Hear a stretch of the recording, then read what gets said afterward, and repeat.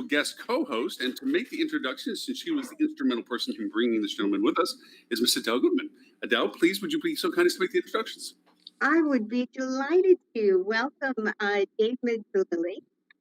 We've been friends for a long time because I think that Library Hotel Collection was probably the first customer for Open Hospitality way back when when you launched in the early 2000s, I think. Yep. And wow, your career has gone in a lot of very interesting and productive directions since then. And I think that the whole COVID situation has really had an impact on your life. I think you've moved out to Arizona. Tell us, how has this COVID impact your professional life and your personal life? Yeah, no, it's been funny, Mom. I'm having technical difficulties, but it's been it's been tough on all of us. I mean, it's been tough. Obviously first and foremost on family, but it's been tough on friends and colleagues in the industry. So we, and myself personally, I've tried to help people as much as I can in the industry. And, it's really, kind of heightened the sense of what we do at Angie Hospitality. A lot of what we did was, convenience based and trying to help make things easier. And now we're trying to help make things safer.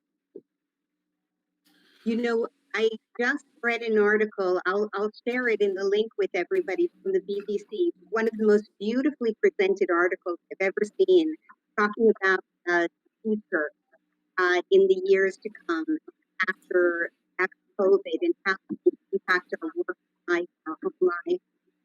And really amazing. I will share that for everyone. But it spoke specifically about the importance of voice-activated access to things. And I think I know in my home, I say, Alexa, wake me up at 8 o'clock. Alexa, remind me to take my vitamins. Alexa, turn on CNBC. All of these things remind me to what to buy in the store. I don't know how to live without it. And when I go to a hotel and it doesn't turn on Netflix, I have to, because I ask it there, don't know what to do. How are you? How is what you're doing at Hospitality? Well, you're right. I mean, it was a very kind of light bulb moment when we were actually in front of a large client and for a large brand, and he said, I really wanted to meet you guys and talk to you about how you could help us, because I just went on vacation a month ago, and we walked into the hotel room and my 7-year-old daughter said, Alexa, turn on the lights. And of course, there was no Alexa in the room. There's no voice activation. But you look at that generation now, which is how they're viewing the world. You just turned on their lights. Yeah.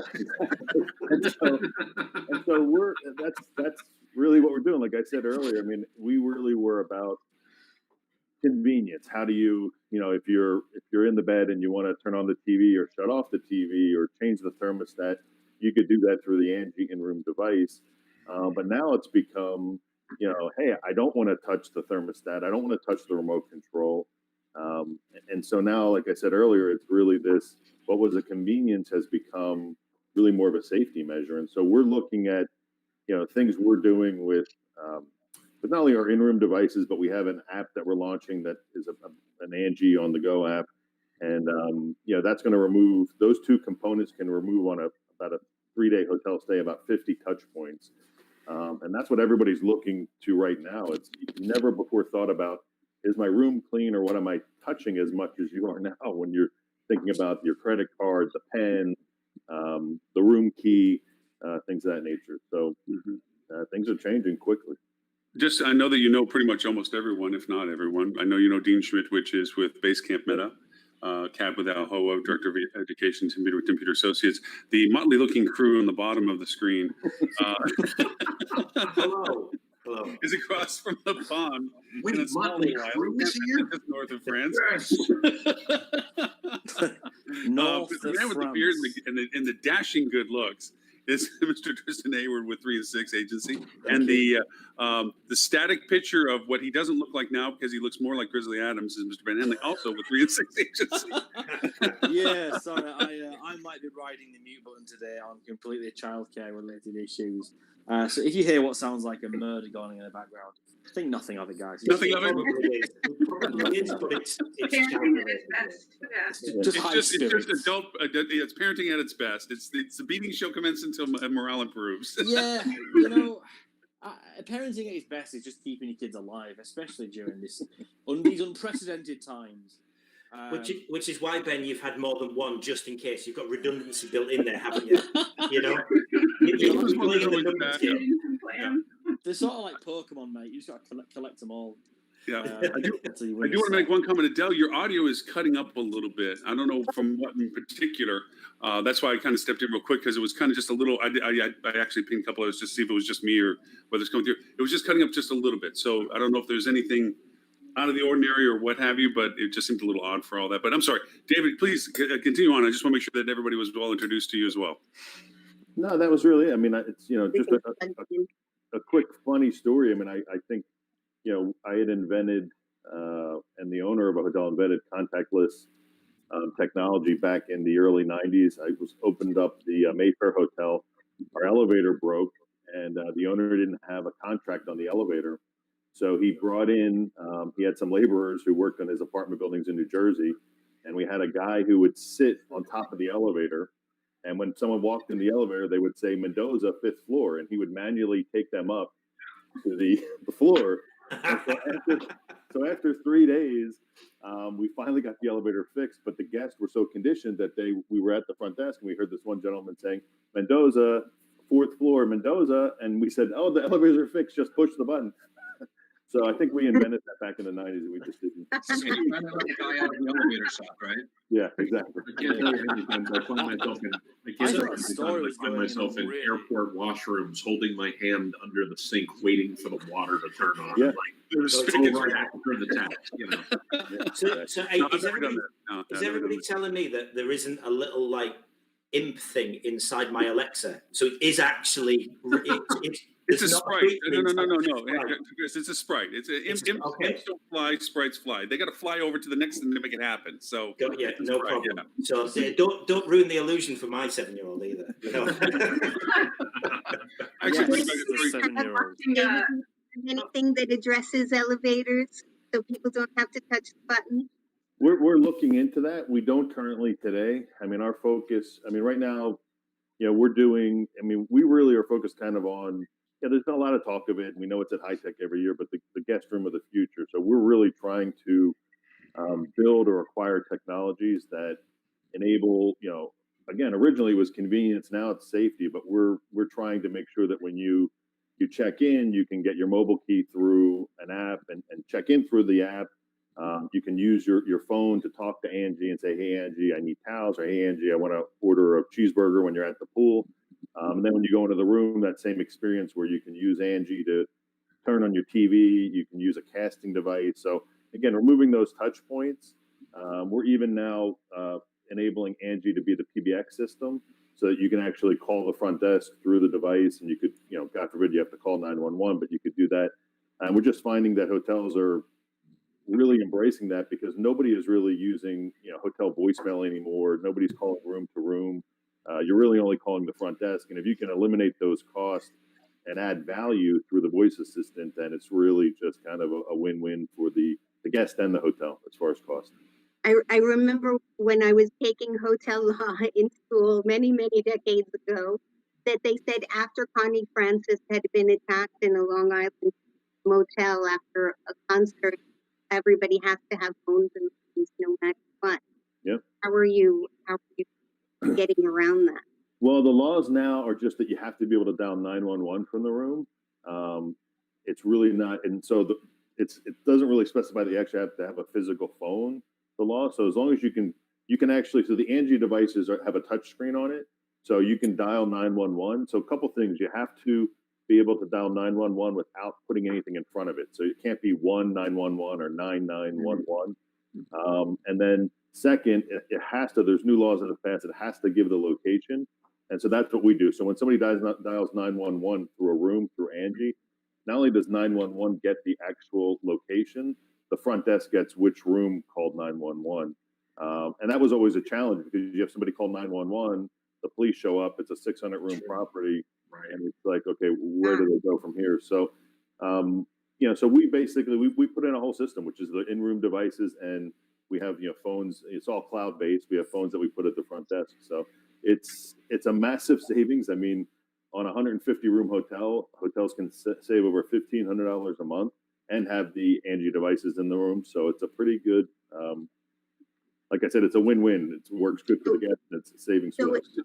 So it's not actually an expense. It's more savings than expense.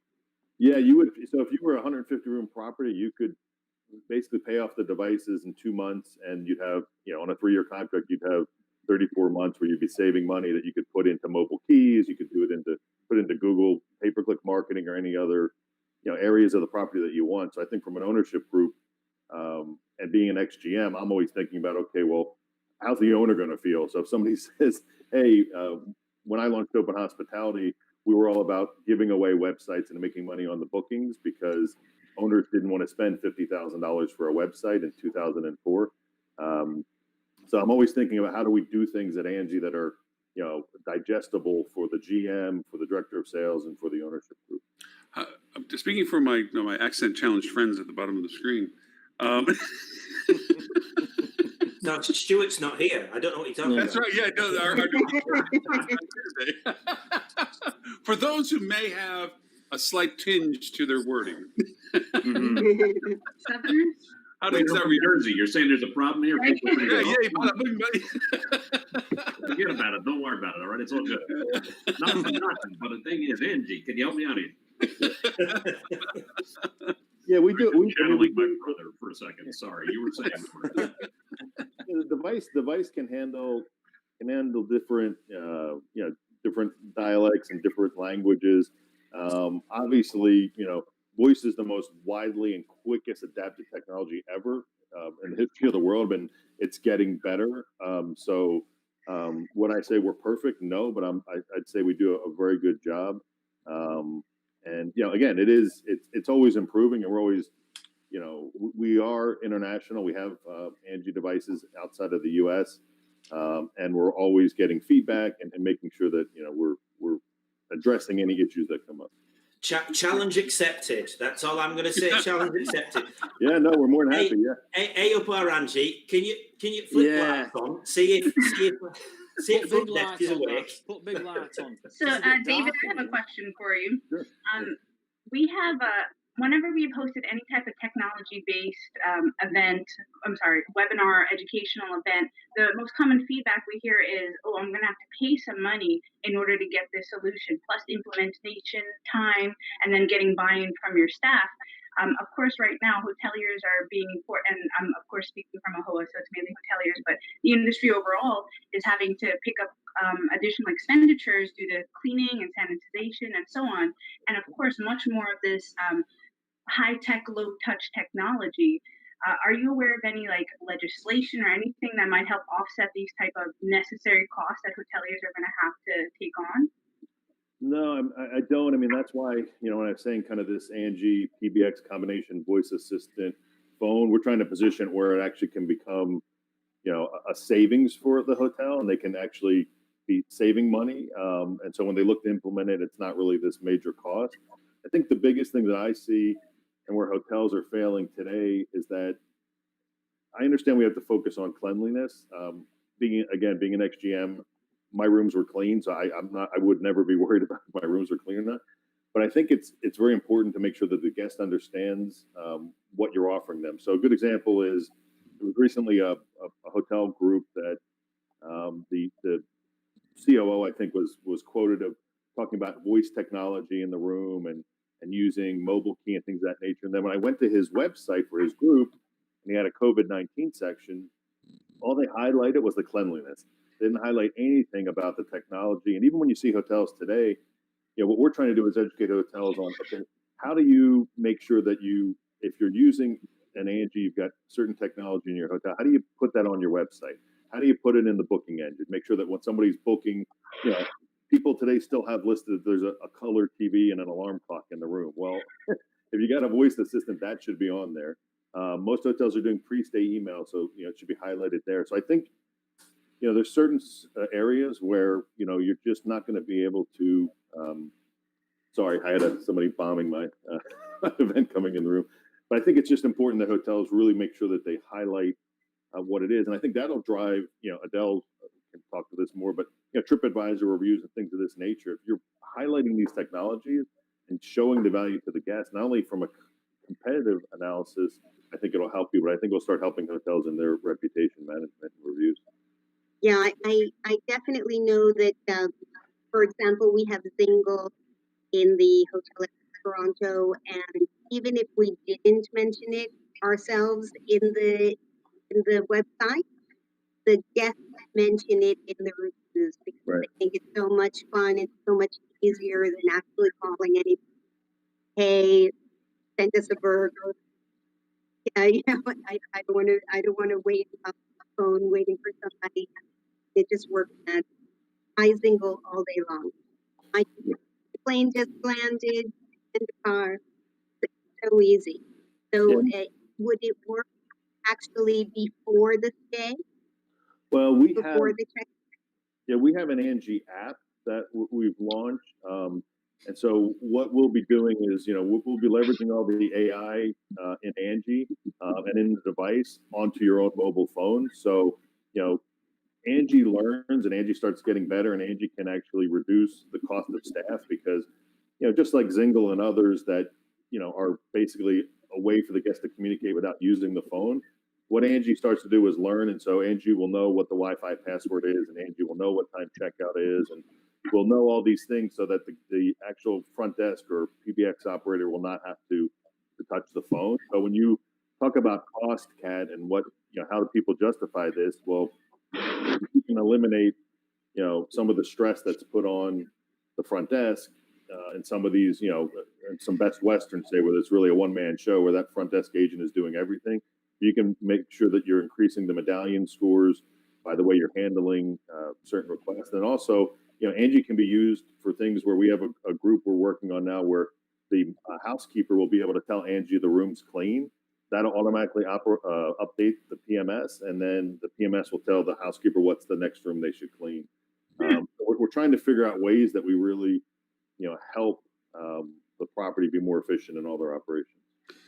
So go ahead, Kat. Go ahead. I was going to say, it sounds like you've absorbed components of other apps that are currently out there for assisting with efficiency and cross-training among staff. So it makes sense as you reduce your staff costs, reduce the cost for a phone, and then you're able to implement some more technology. I wonder if What kind of time investment is it?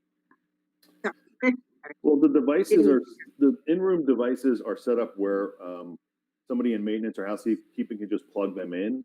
There's no real big setup. We pre-configure everything before they actually get shipped out. If they're connected, they can be connected to the property management system, obviously. So we have all that data. And then, you know, when you're talking about the app side of the business, it's, you know, it's a little bit more work because, you know, you're kind of building a second website, or what I would call an in-stay website. Most hotels, they have a very good mobile website that's for the traveler or guest who's looking to book the hotel, but they really don't have a website or anything that's really meant for when the guest is on property.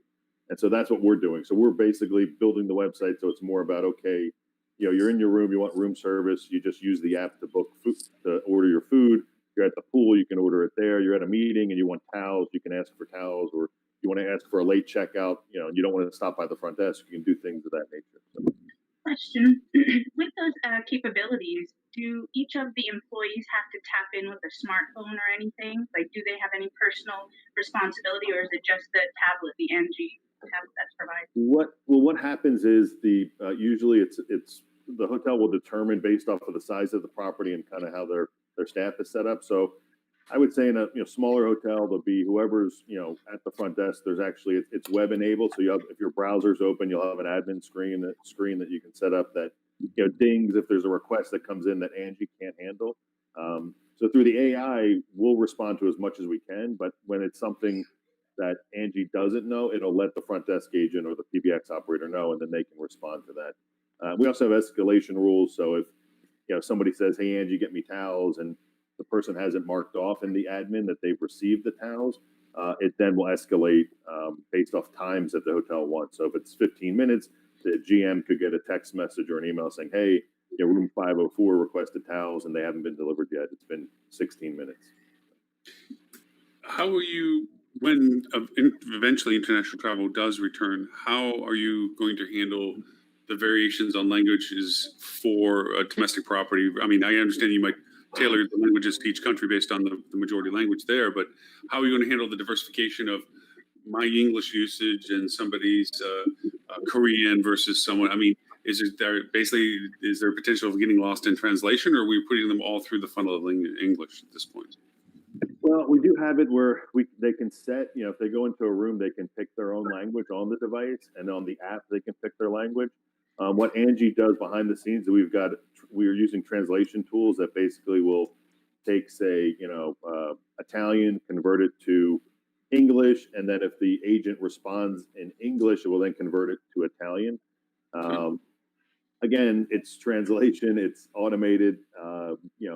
The longer the question, the higher probability that the translation might not go so well. But again, we're working on that. And if you were to look at translation software now versus a decade ago, it's improved, but it's still not perfect. Yeah, but it's gone, and it has really accelerated. To your point, recently in the past few months, I used translation software, as I was mentioning earlier before the show started.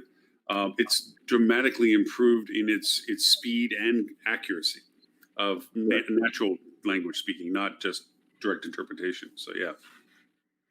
So I wonder, I'm just picking up on something you mentioned there about having an internal website and perhaps something that would relate to Adele here as well.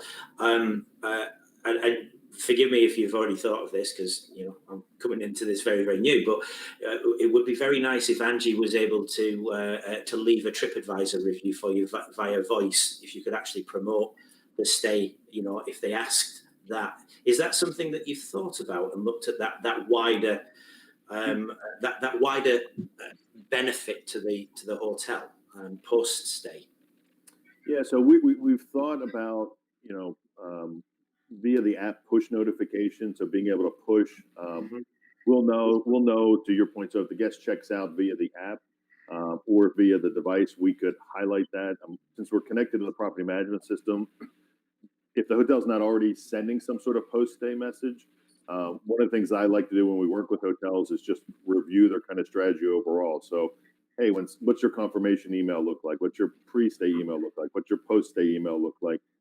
So to your point, I would recommend, even if you weren't using an Angie, that you do have something in there. Even back in 2000, I think it's 7, we added at Open Hospitality a survey that was sent to the guest after they checked out, and if their rankings were high, we basically pushed them to the TripAdvisor page. If their ratings were low, we told them that the general manager would be contacting them. So it's a good point. But yeah, any way you can use technology to drive people to bump up those TripAdvisor reviews is smart.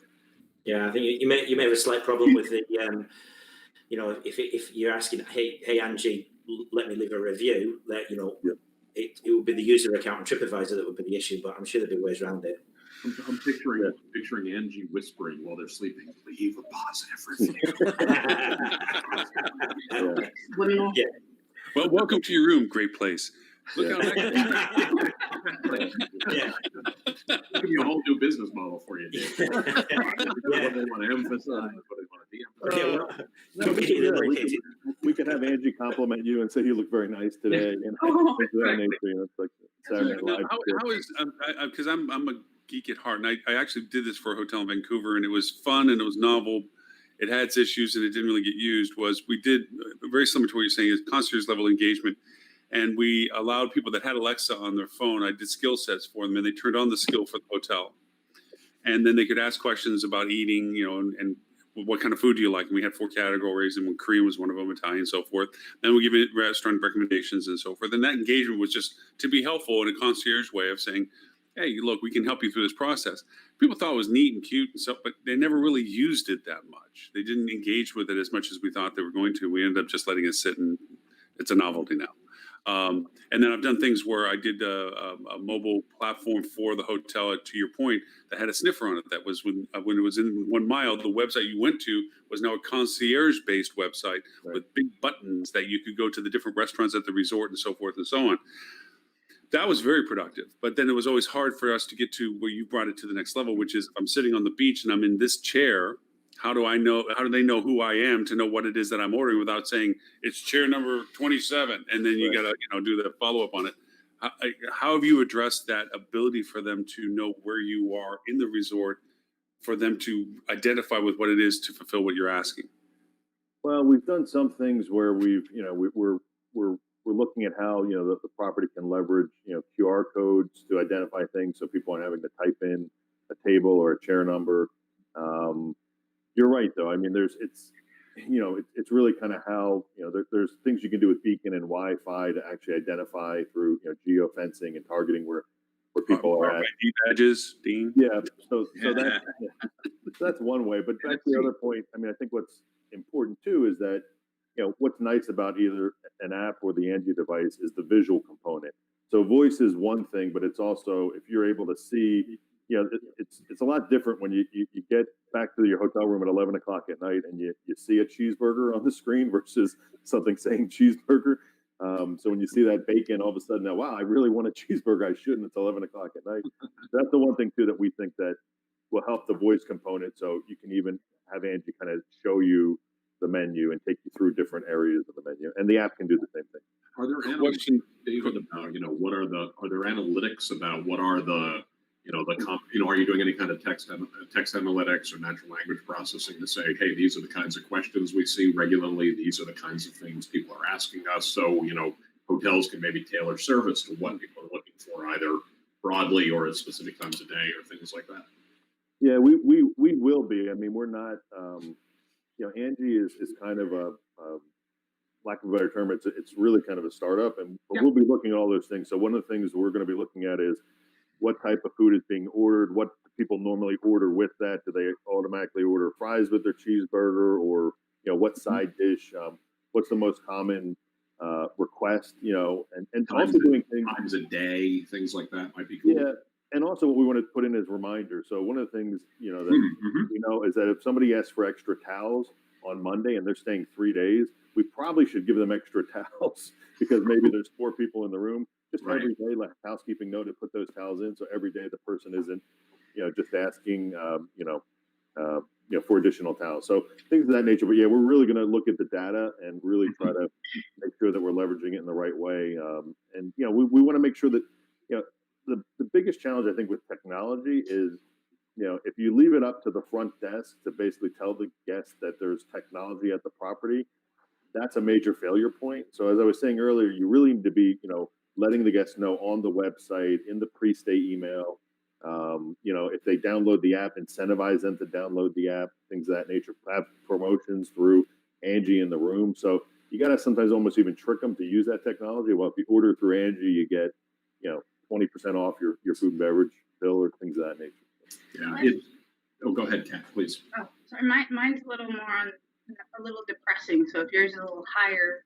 It was more a statement than a question or anything like that. You raise a good point, David. I mean, obviously, I've done marketing with hotels and large chains and independents for a long time, and this is no knock on front desk personnel at all.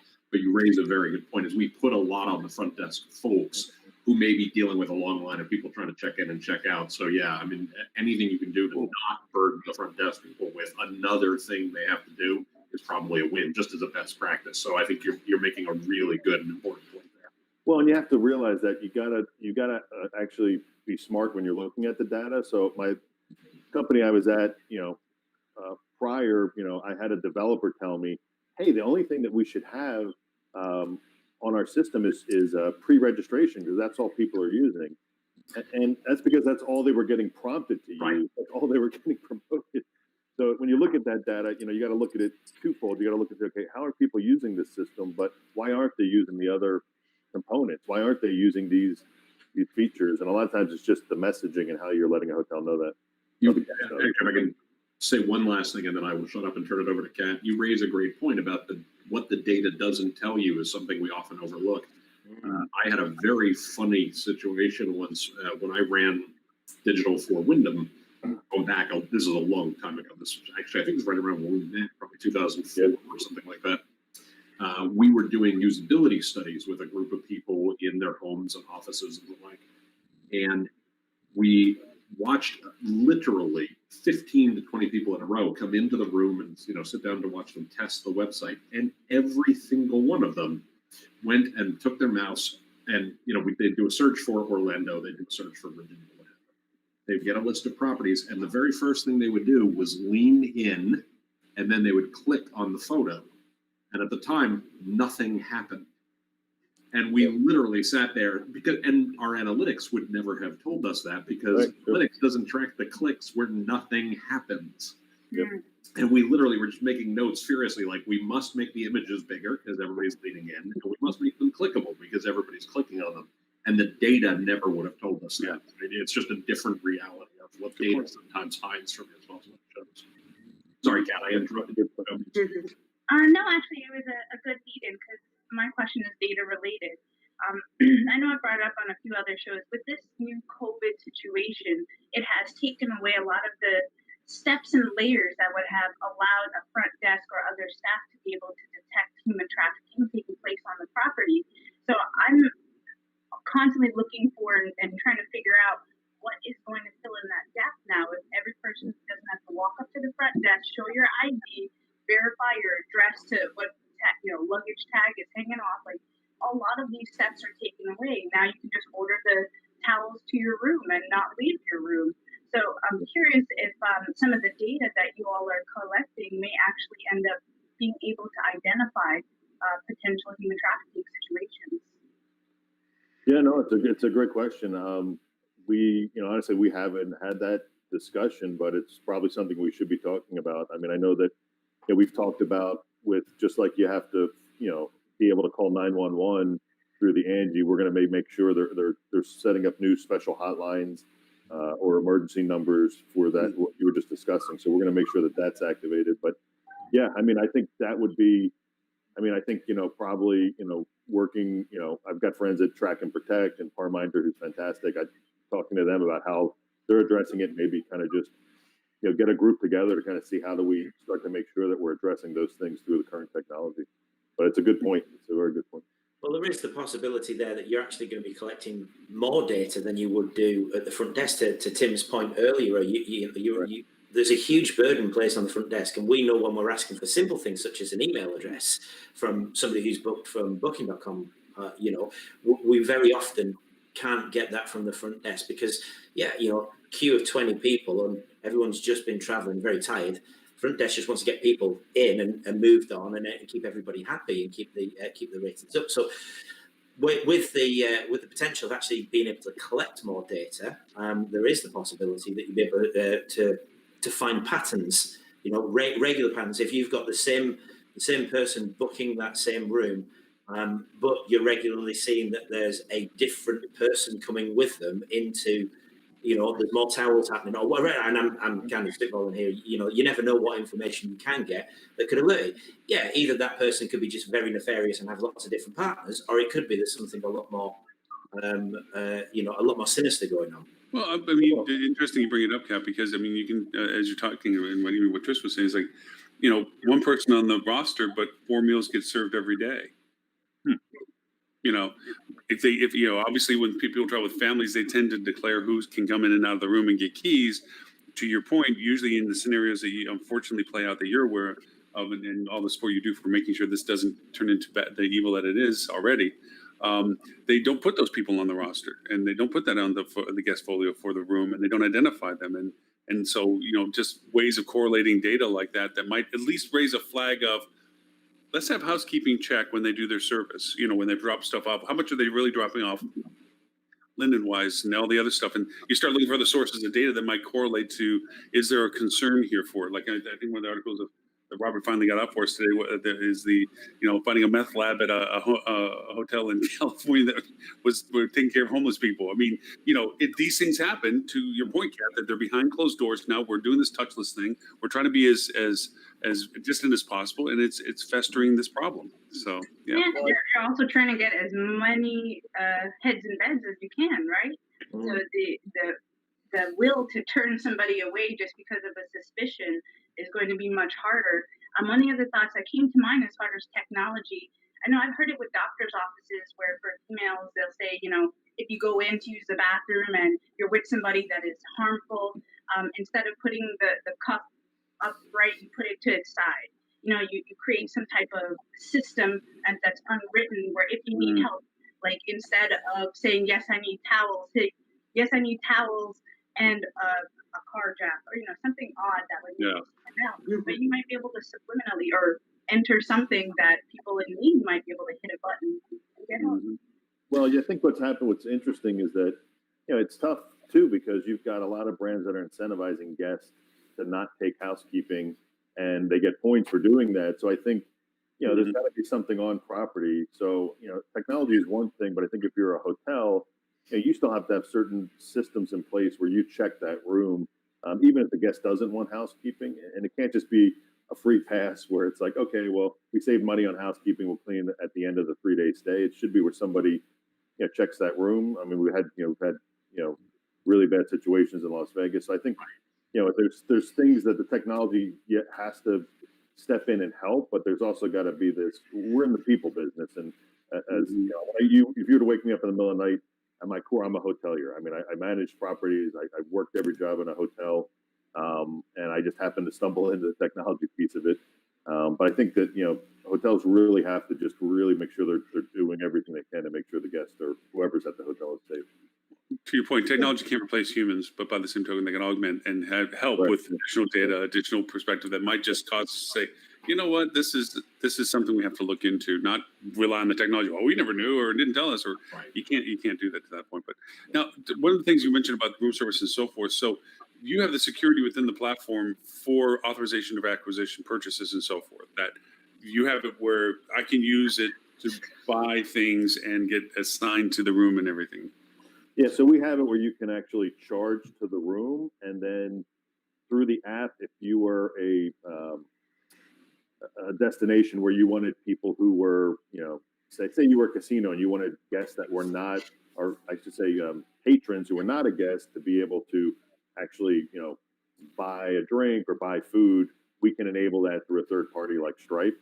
So you can do it a couple ways. So either you can do it through a third party and we can process it, or you can just push the information into the property management system or the POS. Are there parental controls? I'm thinking about. I was thinking exactly the same thing. I'm just picturing when we used to travel with our kids, we would frequently get our kids are now grown. When we used to travel with them regularly, we used to get adjoining rooms, and but they would have to themselves and the like. And I can just picture it going, hey Angie, order pancakes at 2 a.m. repeatedly. Hey, or Angie, another order of pancakes. Hey Angie, another order. I think the other thing you would also find, if it was my kids right now, you'd have the pancakes at 2 a.m. But if you check the analytics, it would also, looking for the voice search, you'd have probably 50 instances of "Hey Angie, fart." Yeah. Daughter's son. I think I know about that. Yeah. That one out. Just definitely don't. Exactly. Say that. Parental controls, or is that something you're looking at? Well, fart exactly. We've consulted Despicable Me and the Minions. We're in the process of figuring out how we include that in the Angie devices. We don't currently have a parental control system set up, but we could actually, it's something we could disable a room from food and beverage ordering. I think that would be key. Or billing to the room of anything or whatever. Yeah, exactly. I mean, in the casino, obviously there's going to be a server delivering the alcoholic beverage. So sure, I would hope they would check for ID. oh, my kids never drank when they were just like I never. Mom and dad are in the never happened. Never at all. Yeah, I'm thinking the adult entertainment on the TV. That's going to be. What the hell? I didn't order that. No, darling, I didn't order that. Pancakes. Right, I asked for pancakes, exactly. That's what we're finding. Just like we have Angie TV, which is really it's powered by the Pneumatics Cloud, and it's a casting device. It just easily lets you cast it on there. So I think the good news is a lot of hotels will be moving away from their in-room entertainment. But I think the bad news is, obviously there's still a lot of stuff out there wherever you're getting your entertainment from, even if you're casting. Now, you allow multiple devices, like for instance, if there's 2 or 3 Angie apps in the one room, that all of them can influence the room?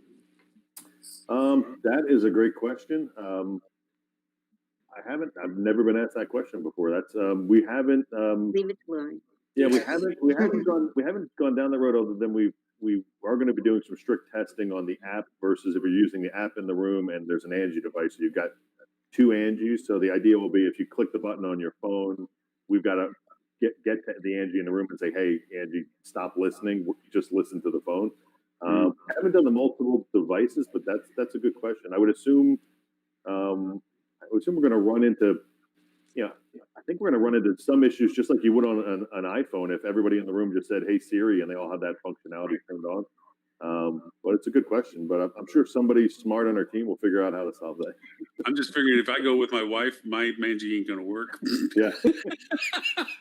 I was going to say Amazon haven't figured it out with Alexa, because No, I've got an Alexa on every floor, mainly because my kids love listening to music in different rooms.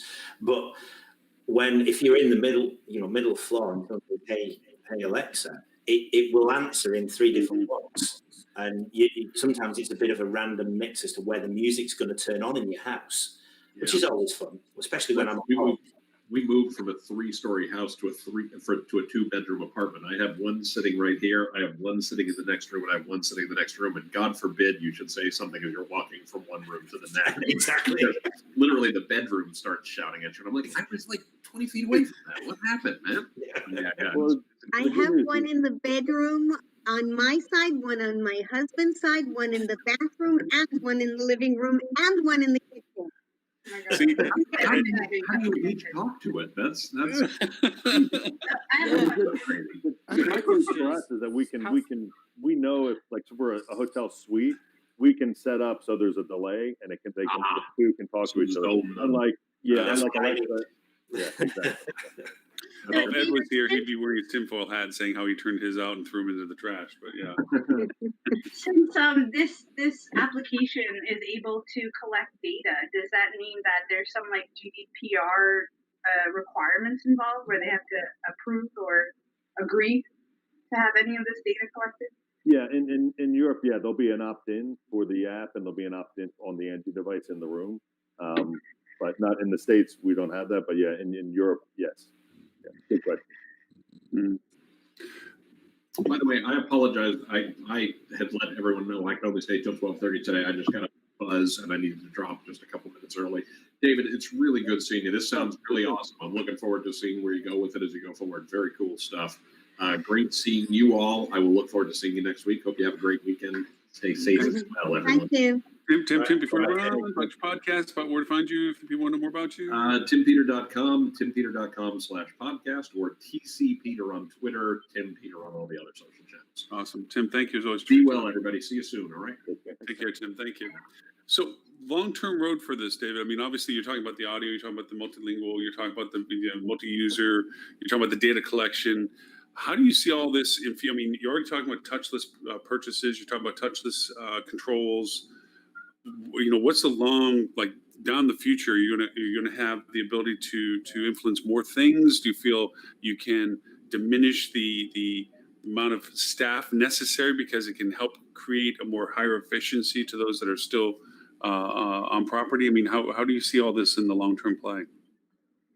Well, I think that being in this business, it's a people business. You're always going to want to have people, but I think you're going to want them to excel at taking care of the guest and not have to be there to do things that they shouldn't have to do. So we can see, Angie checking somebody in, being a kiosk, in the lobby where you go up to Angie and she assists you in your check-in and pushing you a mobile key.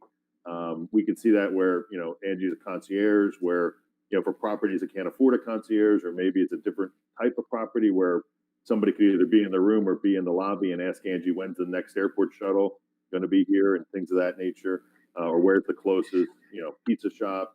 So we're seeing as we evolve, it's really about making it easier and safer for the guests. So if you're in the room, one of the things we're going to be adding, which, when I first started commuting to LA, I had to go to the bank and get $100 worth of singles because I always kept forgetting to bring cash to tip housekeeping. So we're going to enable guests to tip the housekeeper through I'm the glad app. you referred to housekeeping when you mentioned that $100. Well, and so those, yeah. So those are things where we're trying to make sure that, the guests, and again, you don't, when you're in the room, if you can control the lights, control the thermostat, control your TV, that's for the guests. And then for the hotel side, if you can lower the thermostat when the guest checks out, to save money and things of that nature, if you can reduce PBX costs. So we're really trying to go towards this, guest room of the future, but making it where all the things work well together. It's kind of where, the reason why you have, I've got a MacBook, I've got an iPhone and an iPad. They all just work well together. Mm-hmm. And we're really trying to accomplish that when it comes to the, the in-room on-property technology for hotels. Because, look, we realize that, when you open a hotel, you throw away the key. It's open 24/7. It's unlike any other business. And now the funny thing is, the word hospital is in hospitality, and now we're worried about safety and health and taking care of the guest. And I think if we can help allow hotels to focus on really providing an experience for that guest, versus when I walk up to the front desk at 9 o'clock with my bag, and the front desk agent says, "Are you checking in?" And you feel like saying, "No, I live down the street. I'm just taking a walk around the block with my bags for exercise." And some people want it. Some people want to interact. If I'm checking at 8 o'clock, hey, maybe I want to see the front desk person. But if it's midnight, man, it'd be great if I'm in the Uber. I just check in, get to the hotel, get my key, and go to sleep. And my TV works. Maybe I want to watch one last episode of something, and that's it. So we're trying to just make things easy for the hotel. See, I see so many fun things you're talking about. It's like, putting more technology on the elevators, as you originally first started the conversation with. As I walk up to the elevator now knows I'm there waiting for it. I don't have to touch anything. It doesn't know where I need to go yet, but once I get in the elevator, I can talk to it. If I go to my room for the first time checking in or coming back from wherever I've been, your application can tell me the last time the room was actually cleaned and sanitized because it's time stamped, and it will talk to you.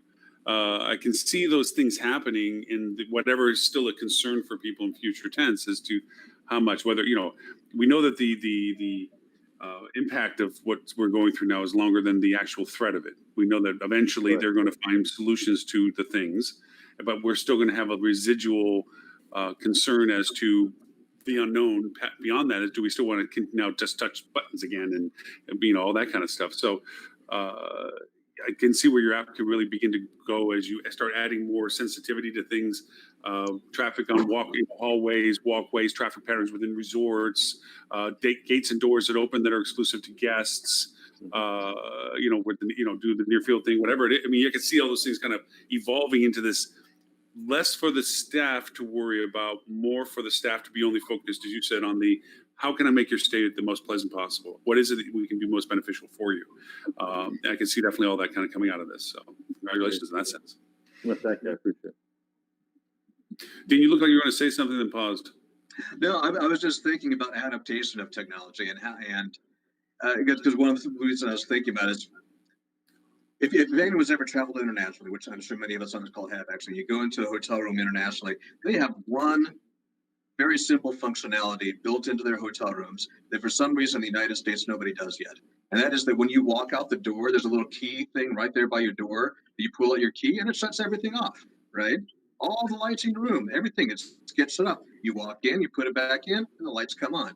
Very simple, very basic, and yet nobody in the United States has it. And so I'm thinking about that in terms of, okay, so for adoption of technology like this, what do you see as the hesitations and how do you get that into mainstream? Yeah, I mean, the funny part about that is, I stayed at a hotel in London, and I guess they must have had a lot of U.S. guests who complained. So that when I checked in, there was already a key in there, keeping everything on.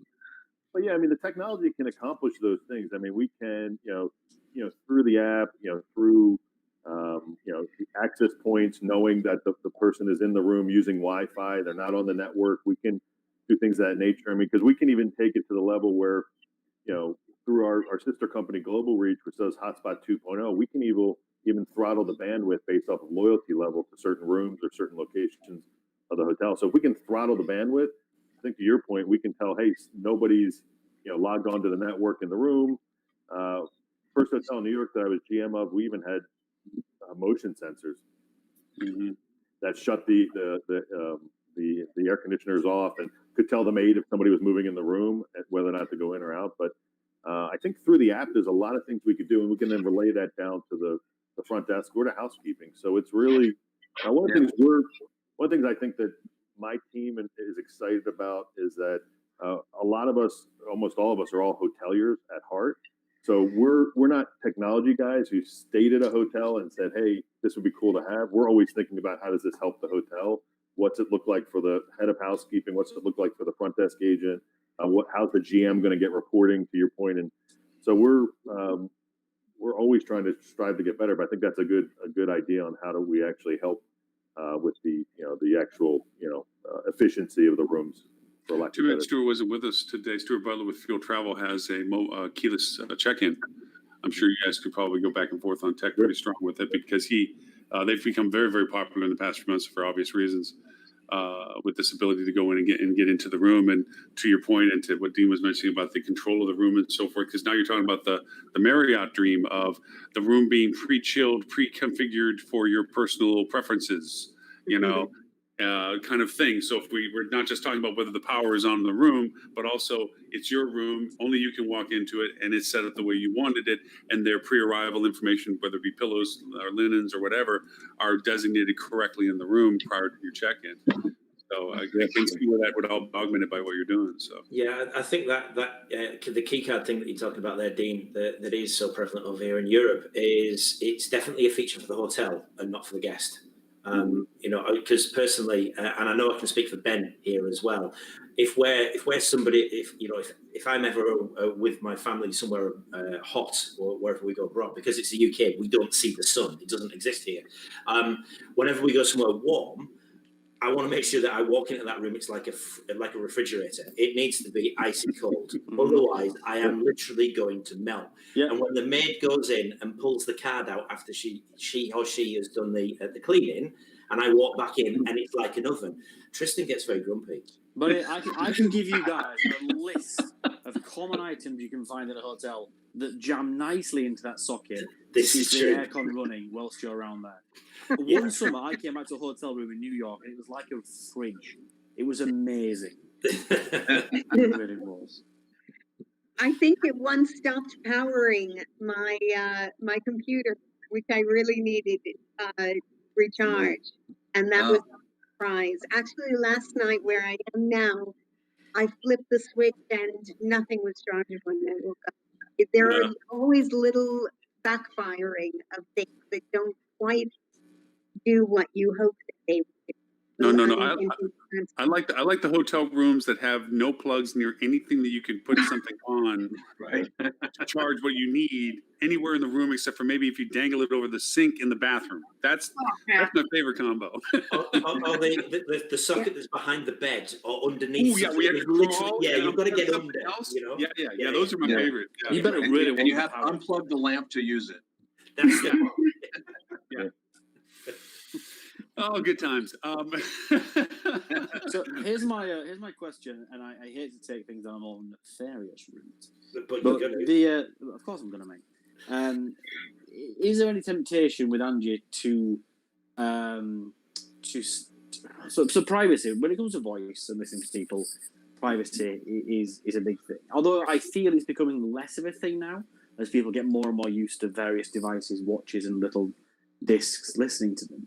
Is there, or have you explored the potential of listening to what goes on as much as you can in a hotel room and trying to either preempt requests or collect some kind of quantitative data? For example, if I was in a hotel and I said to my wife, "Oh bloody hell, I could do with another couple of tea bags or some coffee," and then magically they turned up on my door, I'd be both horrified and impressed in equal measures. So I think, the question is are you taking or have you entertained steps down that slippery slope yet? No, so I equate it to, if you think back maybe 7 years ago and you went to one website and then you went to another and it showed you what you were looking for, you were like, oh my God, that's creepy. How do they know I was looking at the new iPad or what have you? Now when you see it, it's just like, oh yeah, that's the iPad. Maybe I'll buy it, maybe I won't, whatever, and you're kind of just okay with it. Mm-hmm. Today, everything we do is off the trigger of Hey Angie. So we aren't listening. Actually, the guest can hit a button and deactivate even the listening for Hey Angie.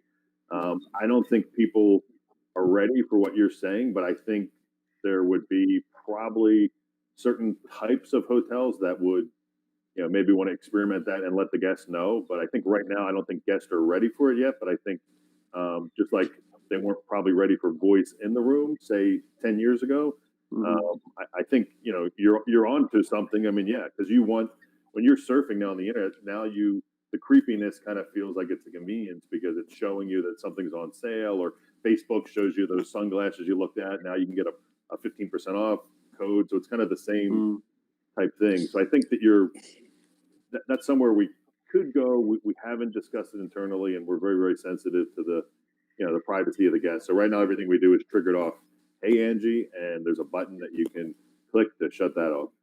That's great to hear, and it's great that you're thinking. It's good to hear that you're thinking about that, but also that it's framed with privacy and very, very small baby steps. Because what you don't want is for voice or for this kind of listening to increase exponential.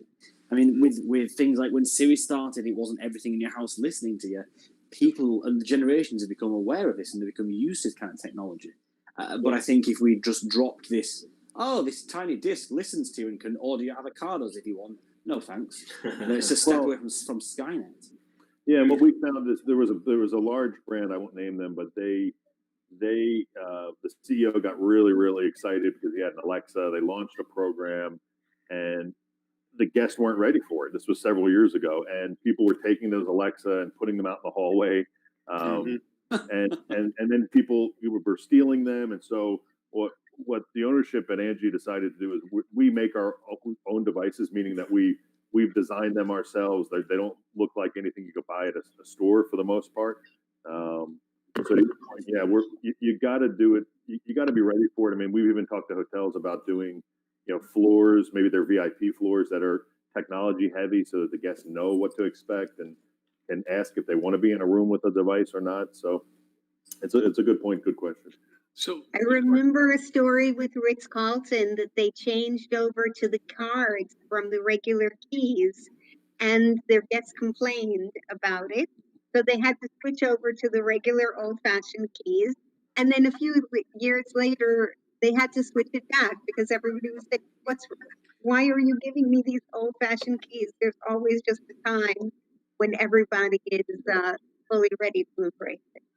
So if I can ask from a technology point of view for a hotelier to put this into the room, because I think back to some unfortunate fiascos with some hoteliers that were trying to be innovative in putting certain things in. I think of certain hotels in Las Vegas that did this, centralized panels that controlled things and so forth. And it turned into a vast cost issue. One, they quickly went out of date as to the interfacing. There was voice software upgrades requirements and so forth. There was hardware issues. There was wiring issues. There was customer or guest awareness of usability. They were frustrated of how they could turn on lights. The switch doesn't work, but you have to go to this one panel by the bed and all this other stuff. With that having been a history of, as you said, people when Alexis first went out throwing them out the door kind of thing. What does a hotel you go through with you now in the sense that there's a box that gets put in to control aspects of the room? And is that the same box that he is being talked to, or is there a separate hardware unit that now represents the ability to communicate to that box? What is the actual process hotelier goes through with all this? Yeah, so it's just the device in the room for when it comes to Angie and the in-room assistant. So again, you can. I mean, it's like with anything. The more complex you get, the more interfaces you get, the more systems you're connected to. There's more points of failure. So it's. I don't think we're ever going to not have any type of issues. But we've been very successful. We're piloting right now with a brand in California in one of their properties, and we're connected to a lot of different systems. It's connected to the property management system. It's connected to the heating and cooling, and the lights in one case. And we haven't had any issues, but again, we're also new, and we'll learn from any of those issues and get better as we go. But it's not as, it's not as, I think, I don't know what's the right word, clunky. I mean, there's a lot less. Technology has advanced to the point where I think a lot of these interfaces, last longer and don't have as many issues that they did in the past. Mm-hmm. Okay. Because I mean, for us, I mean, like with Hilton, they decided not to put hardware in the rooms and to make it rely through their app only. That, hey, everybody has a phone already, making it clear that if you download our facility, our functions, you don't have to have that additional hardware component for potential point of failure in the room itself. I wanted to understand better, the desire to put it in there as well. Yeah, we think so. We think there's a couple things. There's one, we're replacing the phone and the alarm clock. So we removed two devices, which are, actually two other failure points. I mean, we had one group that said people kept moving the phone off the desk and breaking the outlet, the jack, which was like $179 to fix. But again, you're going to have some people who, maybe they're going to the Hilton and they don't want to download the app. They just want to go and they want to go to the room and they would like to have these conveniences like they have at home, but they don't want to download that app or for whatever reason or, what have you. So I think that's where they can do a better job. If you do start getting into languages, that's another thing too. It can just really help as far as that guest feeling at ease, being there if they can ask in Italian for something and get it versus having to try to, speak English if they're maybe not fluent in English. Sure. Yeah, nothing says like keeping up with hardware, like going in and finding a phone cradle for top of the clock and it's a 24 pin, and you got a thunder, you got lightning bug. Yeah, it's like, yep. Somebody hasn't gone through their updates recently. Not gonna get chucked outside the bloody room. Yeah. It sounds like Ben is disciplining his children. No, not at all. No, you'd hear there'd be discussions about why he couldn't play Minecraft today. Okay. Here's a question for the team. And again, not to try and confound or trick people. If you're taking devices out of a room and trying to replace it with one, have you considered things like deaf people or people who might be mute, or people with kind of communication difficulties? Am I right to assume that everything you can do through the app, everything you can do through the device, you can actually do through the app as well? Correct. Yeah. I mean, another good question. I mean, the Angie in-room devices are touch screen, so I know that's not going to help in certain cases, but so I'm thinking through. So we've got it covered. You can say or you can touch the device. If someone can't see or speak, I don't have a solution today for that. No, and again, this isn't me trying to have like a gotcha moment. I'm just trying to play devil's advocate because that's what we do best over in England. Really awful questions like, have you thought about this terrible thing? What if everybody explodes? Yes, but what if it's redheaded aliens with green antennas instead of blue antennas? Well, then we're all doomed, Lauren. What happened if there was a terrible virus? Oh, wait, hang on, we didn't have that one. Yeah. Angie, could we start 2020 again? No? Yeah, there's no plug-in for that yet. We're working on that. It's called 2021. All right. So there is also a reason, David, why you wouldn't want Ben and I working on the Angie software as well, especially because we'd probably change the responses just for fun. Yeah. Hey, Angie, can you do this? No, I can't. Get it yourself, you lazy son. There might be a market for that. There's an actual there's a boot camp gym in LA. I can't remember what it's called, but you go and it's like this hour workout, and they basically insult you the whole workout. They basically insult your clothing, insult the way you're working out, everything. So you might be onto something. We could create It sounds like yoga with my wife, to be honest. It sounds like yoga with my wife. No, I'm thinking like the Angry Ange plugin. That would work. She just lets you know that you're inadequate. It's like if I went away without my wife, I'd need somebody there to nag me. And make sure that I do things. It's fine where it's at. Angie, can I have another pizza? Are you sure? If your wife's okay to record some of those responses, we can upload a special unit for you and ship it to your house. That way you don't feel lonely when she's not there. Ben, I don't think it would be Angie can have another pizza. The response wouldn't be, "Are you sure?" It would be, "Are you sure, Tubby?" That's probably, would. I think you've had enough, son. I think you've had enough. Yeah. So you could take that a step further and have other plugins like what your pets plug in. So when you sit down to eat your cheeseburger, Angie makes sounds of a whining dog who wants your food. You see, Dean, I go to hotels to get away from my life, not to replicate it in just another room. Dave, this is about the time we fall off the rails. I think I'm gonna get going. And we're like, wow, what if we do this and just totally twist it into something that's not going to be any benefit? But this is also the point that Lily normally comes and joins and makes us all. Lily pops in about this point and starts bringing us back into, because then we start going off on these tangents like, wonder if there was aliens, and that's, yeah. So No, the thought I had about Lily that I thought she would say at this point is when you were discussing how to let the outside world know about this technology. You see a lot about the different cleaning and sanitization steps, but the technology is not mentioned. And Lily had brought up on a webinar for us and also on the show that even in your responses to positive reviews or negative reviews, you can mention different words so that way when you're searching it, it will trigger it. So I was thinking, a lot of what you had discussed, you can easily put it into responses. Hey, I'm sorry you had a long wait time, but we're working on this new Angie product, and it would end up being a nice little way of plugging yourself and then showing the outside world that you're taking steps for their safety. So I have a kind of a geeky question with high tech being what it's now going to become for this year anyway, virtual, and you having a product that is innovative to the market now and goes towards addressing some of the key issues the market has now versus how different the world may or may not be in a year from now, but knowing that it's still going to be a value next year. How are you getting your message out? Because I know a lot of hotels simply, and I think Kat brought it up even earlier, we ain't spending, we're in survival mode. We are do what we have with what we have with us now. Let's not get any craziness here. Let's keep the money in the coffer or pay for what we have to.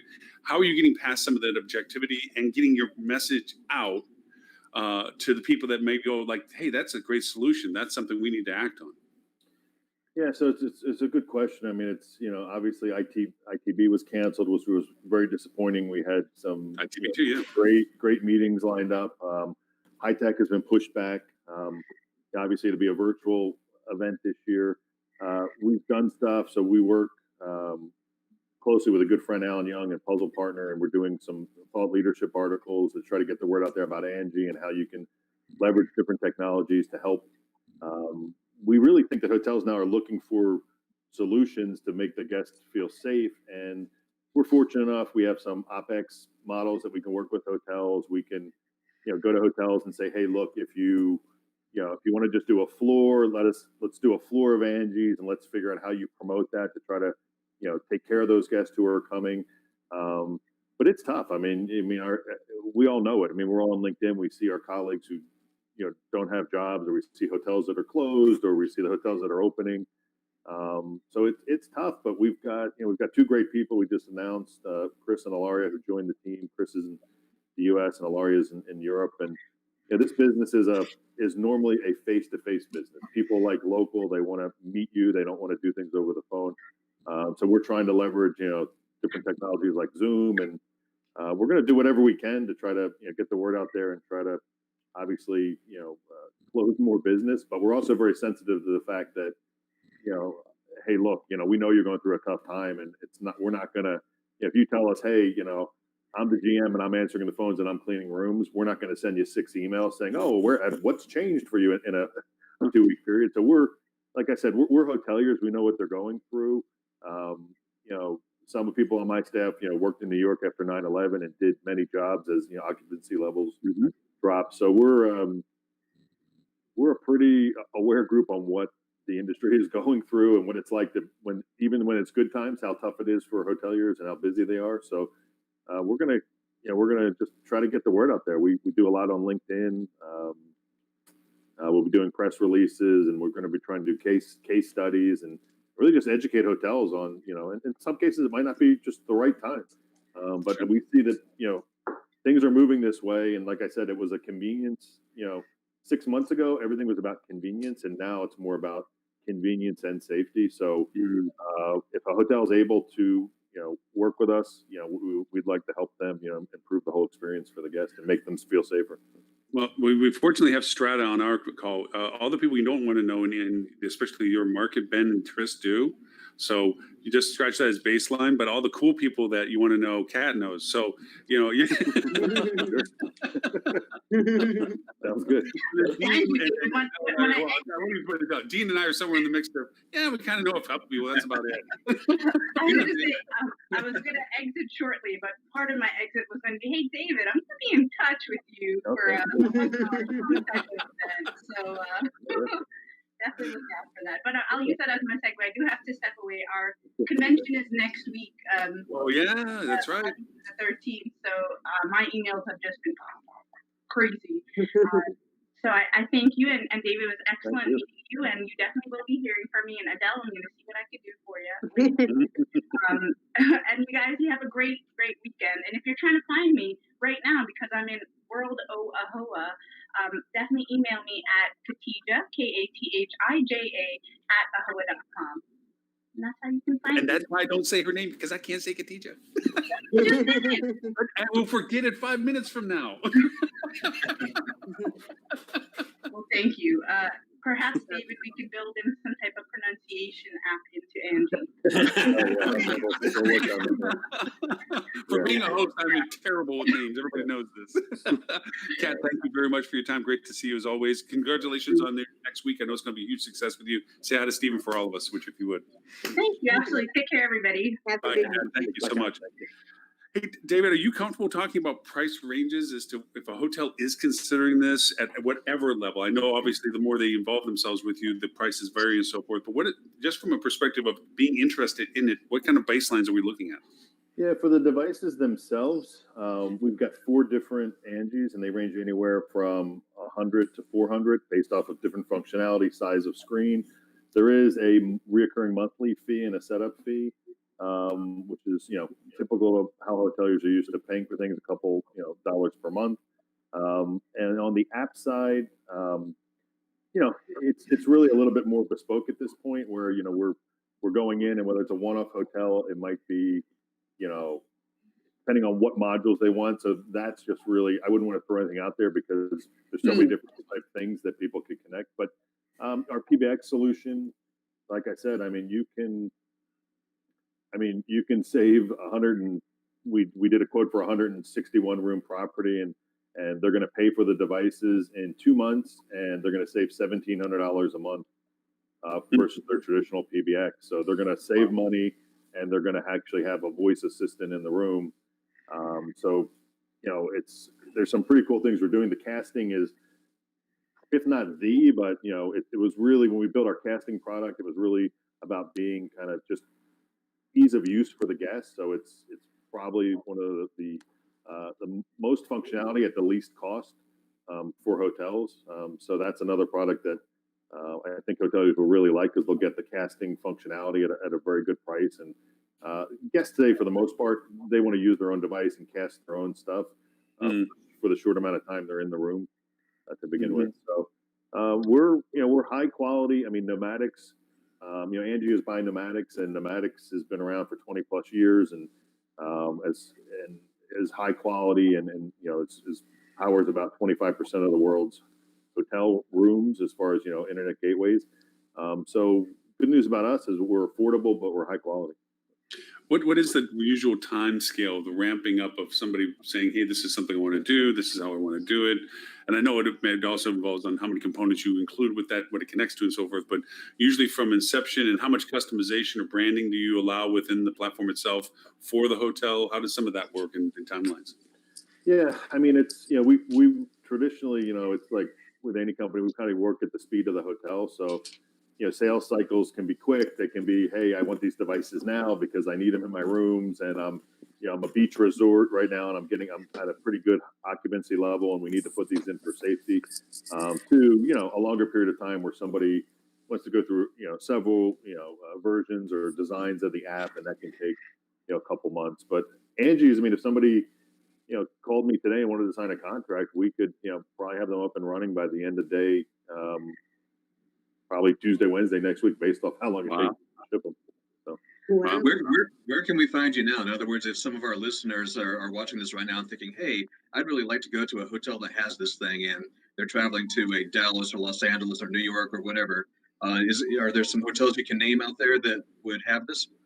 yeah, unfortunately, a lot of our hotels are like many that are kind of closed right now. So Mhm. I don't have any I could name. I mean, what I would say is go to Angie.ai, which is our website. It's got some of our hotels listed on there that you could take a look and see the devices and then actually see the hotels. I just started this position July 1st, so I'm a month into running Angie. Before I was at Pneumatics as the chief commercial officer, helping Pneumatics, Global Reach, Intertouch, and Angie, and the overall sales and marketing. So, and I would just say, if anyone's listening, just keep if everyone's on LinkedIn, just keep looking. We'll be showing new customers, new case studies, and things of that nature. We'll be using all social media, but predominantly LinkedIn. I would say that I lied to you when I said that we only asked for half hour of your time, given that now we're almost an hour and a half into your time.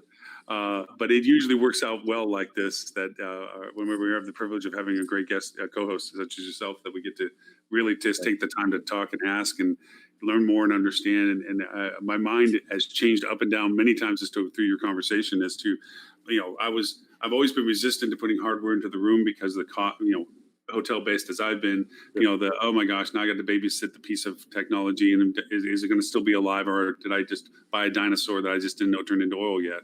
And you've convinced me otherwise to say no. This given current circumstances, especially your message changing from convenience to, as you said, safety, and the service profile that it can provide, just not right now with is already good enough and great, but also all the variations that can come down the road from it.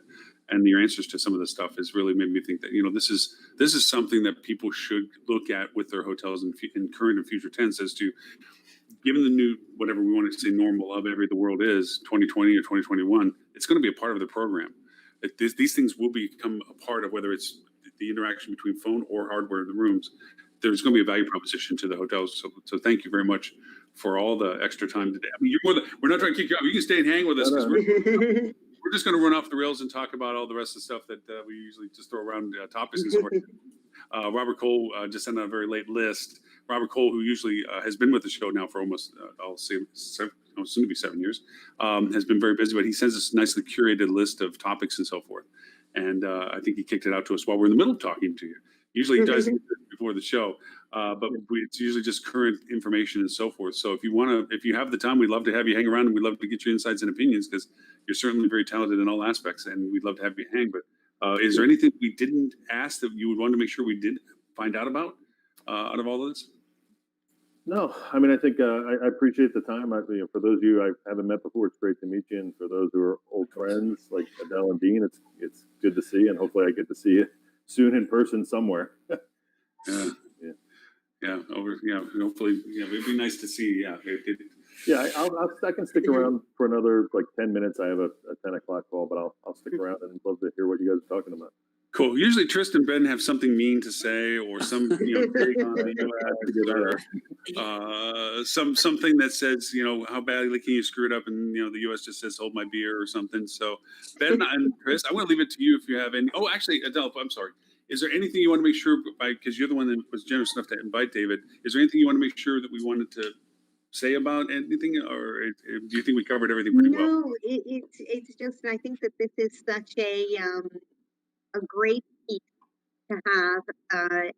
It really triggered my imagination, and it is certainly a topic of conversation now. And I just assumed that it was something that was simply unaffordable to boutique hoteliers like ours.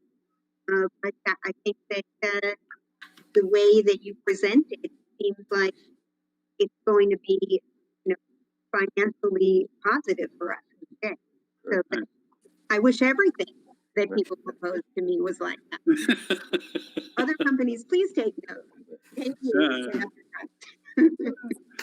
So Tris, give us your worst. What you got? You want my news article or my show and tell article. Is that what you want? Yeah, whichever one you think is the most happy thought that you have, since you seem to have a great clarity on how bad things can work. I'm going home. Oh no, I am. You are home. What are you talking about? Yeah, this doesn't work out. This working from home, Lark. Well, there was. I know, Adele, you put the topic on there about the change in working from home. I don't know if you want to talk about that first, but I've also got another BBC News article. They're churning out some good stuff at the moment, surprisingly. But Adele, I don't know if you want to jump in on that one first. Oh no! I feel like we covered it because we talked about the voice thing. So. Okay, so there's a news article that came out that the Trump administration plans a Chinese tech crackdown. Yes. So I had a bit of a too long don't read sort of scenario. So the U.S. Secretary of State Mike Pompeo, however you pronounce his name, forgive me, has outlined steps that he wants U.S. companies to take a deal with untrusted Chinese apps. The scope of these measures has now been extended to a much wider audience and includes Chinese technology giants such as Alibaba, Beidou, and Tencent, which all have a presence in the US. Given that we've seen Trump and his administration block Xi's purchase of Stay in Touch, I'm wondering if anybody has any thoughts on how this may impact the hospitality industry, as it already kind of has at this moment in time. I have some thoughts, but I wanted to see if anyone else has picked up on that news article or has thought about it. Dean? I'm going to chime in on that one, actually. So I used to formerly work for a Chinese-based company. And technically, I mean, they didn't do away with their Chinese roots by any means, but for part of that reason, part for another reason I'll get to, though, they now are incorporated in the U.S. They've become a U.S. company. And they did that intentionally. One is to avoid some of those. But also, when you're working on the hotel side, if you've ever, because I spent time working with Wyndham, sending money overseas is hard. It's not your normal procedure. There's other approvals that have to get done, and it's kind of a pain in the you know what. So becoming a U.S. based company, if you're going after U.S. companies, that makes sense. I think what the article is saying, though, is even if you're incorporated in the US but are actually owned by a Chinese-based company, or that's where the majority of your business originates from in terms of control, then unless I'm mistaken this, I think the administration could still potentially come after you. Now, I know some of the thoughts I was thinking here is pre-COVID, obviously, and I know the world may be very, very different from there, but I know a lot of the hoteliers that we spoke to were always looking to the next big market, and China was the big market that, Chinese travelers will go to the furthest corners of the earth, and trying to attract those traveling communities and trying to get them over to American-based hotels was a very big desire with a lot of the hotels that we're dealing with. But I think we've got a government administration that is outright waging war on China, albeit without guns and tanks, but in terms of politically charged and financially motivated weapons. What this is, might be a small period now, but the knock-on effects of this could last years and years and years. Well, I think it's not just the first impact; it's the second. It's the repercussions of this.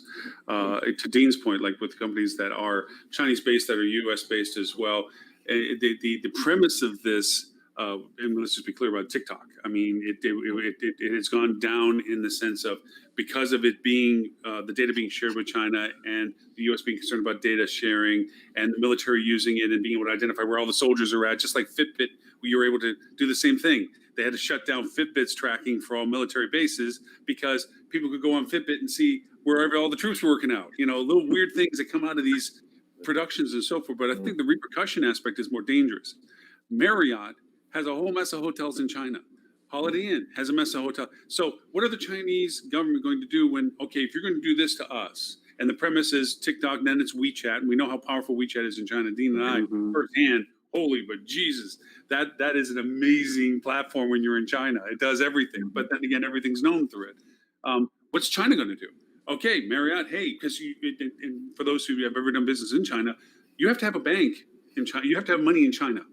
Mhm. So all of these companies, Marriott's, Hilton's, Hyatt's, everybody that has stuff in China has to actually be doing business in China. So what is China going to do to our companies because we're doing it to their companies? And right now, with you look at the Marriotts and the brands right now in the dyers that they are in, the permanent layoffs, furloughs, and so forth that's gone through. How are they going to? Do they need that another nail in the coffin right now? To what they're going to be doing? Do they lose their properties? How do they fragment themselves? Do they have to sell their hotel assets in China to Chinese ownership because that's the only way they're going to continue to operate business? And the ramifications of this, as you said, it's a war for whatever reasons, data sharing or what have you, that's escalating to damage. It's like I might punch you in the eye, but you're going to punch me in the throat. Are we really both better for that? I mean, did we really get any better for doing something like that? That's the unfortunate ramification, I think, of something like this.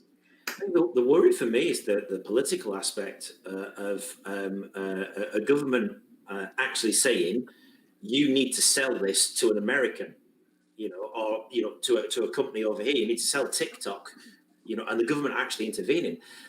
I mean, for me, the government is not there to do that. That's not the will of the people.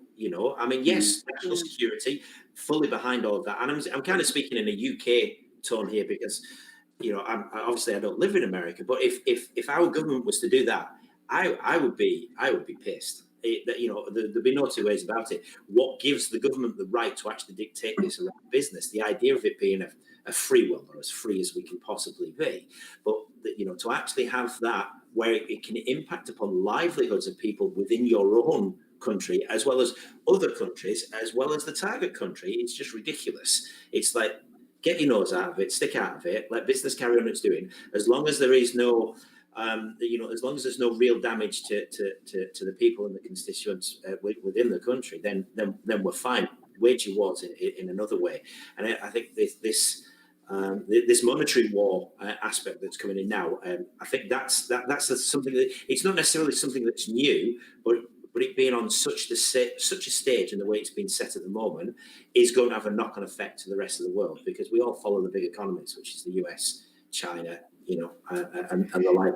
If you start falling out, the hell's it going to do for the little old England over here in the rest of the pond, and the rest of the countries that are following suit with yourselves? It could be very dangerous, in my opinion. Mm-hmm. David, we invited you to this. Oh, by the way, this is the part where you get sharp elbows, because we'll just keep talking, and you just got to go and say stop.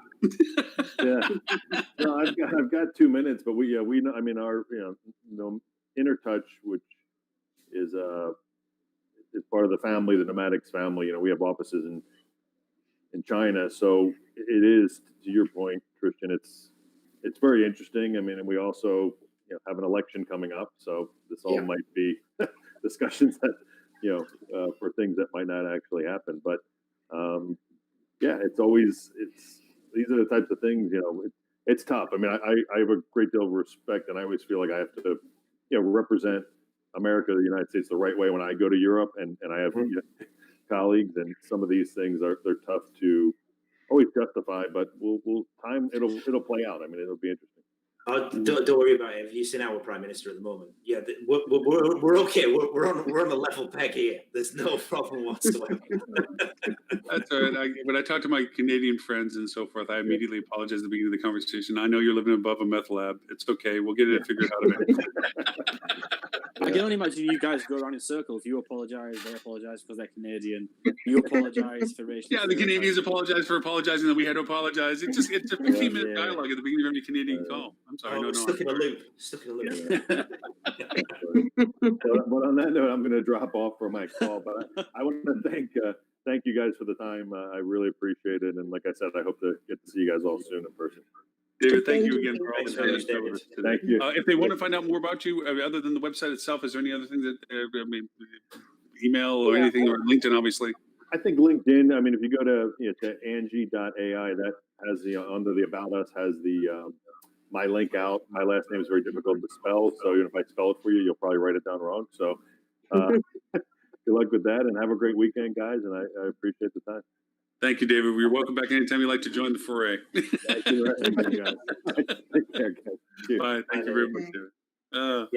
Yeah, I actually, when I first saw the name, I thought you just misspelled and put a lot of I's in there. To be honest with you, yeah. So my favorite part of that conversation, and let me just summarize by saying I love coming on the show and being made to feel stupid by the technology all around me. I really do. Sometimes I think I have good ideas, and then you just hear, "Oh yeah, this thing will order this from you're trying to get out of bed."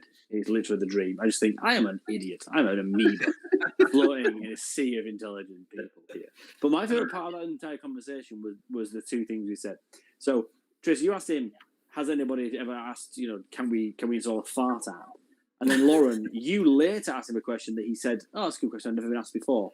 The implication is he's been on interviews before where people have said to him, "Can you install a fart app?" Because he did not say, "I have not been asked that question before," which maybe speaks to the caliber of kind of people in the industry at the minute. Beavis and Butthead kind of giggling men children. Yes. I still remember the day that the show that we had the guy that did all the biofilm stuff, and we kept laughing even though he said poop. Oh yeah, well, it just shows the maturity level of our mindset. But you're right. There's times where you're like, "Look, I have a sail and the boat can go across the water," and then meanwhile he shows up and is like, "Yes, I have a spaceship and it flies to the moon." Okay, all right. Well, you have fun. I'm just gonna go fishing. Yeah. It is interesting. I think the potential value of what he was talking about is profound. I think there's two dangers to it. One is the dulling of the senses that we're going through right now, of the tiredness that we have of this tension of everything. Do we touch? Do we clean? Do we do, difference between cleaning and sanitation and so forth, this fatigue factor. And the other is that we do what we do best, which is begin to ignore it, which we've shown we have the propensity of doing now, where there's people that are going out saying, "I'm done, I don't care." And we're seeing in the States, especially, this overt expansion of the problems and this exacerbation of the fact that businesses can't open up because we're constantly under the threat of the contagion, and the rates of pain are going up a lot, and we don't seem to learn from that, which is dangerous.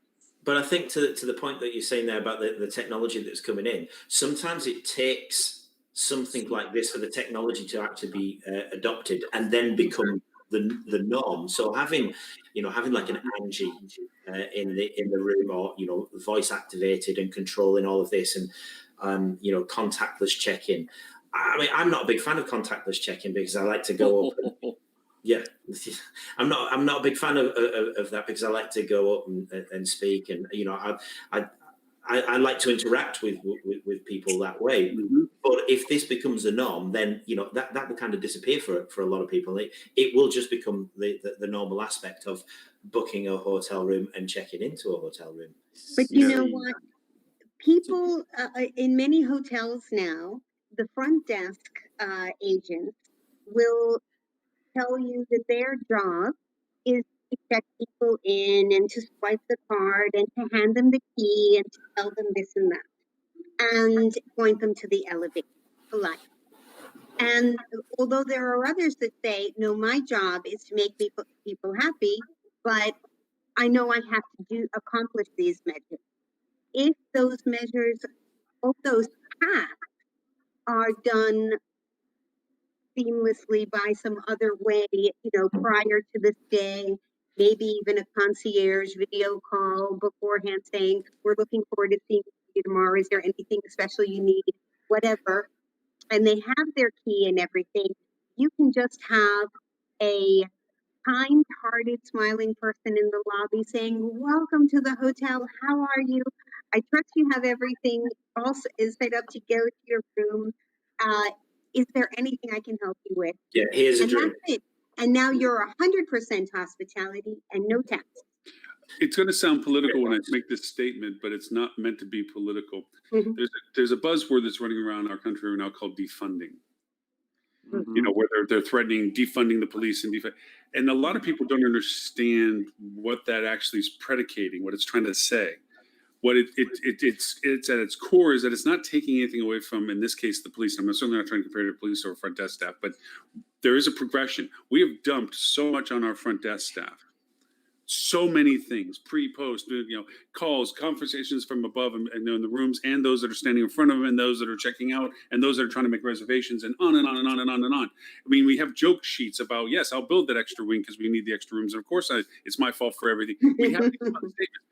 The police in this defunding thing have become that as well. They've become everything. They are the submitters of subpoenas. They're the mental health people that they have to go pull people up because they have mental. They're being asked to do so much because they were the only resource available for them to be asked. That this defunding mentality, and I'm just taking it as the buzzword, is the segregation of responsibilities, to give certain responsibilities to other people and allow them to focus on the core element of what police are, which is keeping the peace. As I'm going to use the term now for what I intended it, defunding our front desk, where we take away all the fragments that shouldn't be their responsibility. And to what you just said, Adele, at the core, it's about the hospitality of the engagement. They are the front person. They are the front line. They're the person by face that the guest interacts with, or is the one that the guest would most likely see. So all the other stuff, taking room service orders and calls from the room and reservations and whether the restaurant's open or finding a shuttle and all the thousands of other things that we throw on them, okay, can be handled if it's given to proper designation, whether it be technology-based or other people, and allow them to be at the core of what they're intended to be, which is your point of contact for anybody that walks in your hotel. So in a way, defunding the front desk is fragmenting out what they're doing to share the responsibilities. Kind of what I'm thinking. This type of technology can augment. It doesn't replace a human, but it can certainly augment what a human can do to be improving hospitality. That was my political speech for the day. But it's a really great point, though, Lauren, because you can see it. If the marketing department needs more information, so they're wanting email addresses, they're going to say, "Oh, we'll just get the front desk to do that." Or there's the revenue manager, which is a different department, saying, "Oh, we need this piece of information. We'll just get the front desk to do that." It's because they're the pointy end of the spear. They're client facing. They're the ones meeting the guests, whereas all of these other departments don't, and we don't as well. I mean, obviously, we help the hotels, from a technology point of view and a service point of view, but we don't actually engage with the guests. So it's always the people who are at the front line that end up having to get more and more requests from them, pulled from different directions, from left to right, up, down, spin around, whatever it's going to be. So anything that can come in to help alleviate that pressure for me is absolutely fantastic. And you're absolutely right. It's a very, very good analogy, the police to the front desk. And again, not saying the jobs are the same. Right. But I'm fairly certain there's a lot of transferable skills, because most skill sets that police officers use are going to be calming people down when there's a crisis or a problem. It's exactly the same skill set as your front desk are going to use when you've got an irate guest in front of you. You just don't have a badge and a gun. Yeah. Or the badge you have is probably, Hilton or whatever it's going to be. It's not a shield. But there are a lot of transferable skills there, and I don't envy either position, if I'm honest with you. Yeah, I'm glad we brought up also the topic of passive listening and about all these devices that are listening to us. Be it I can't name the names because they all turn on every time I do around here.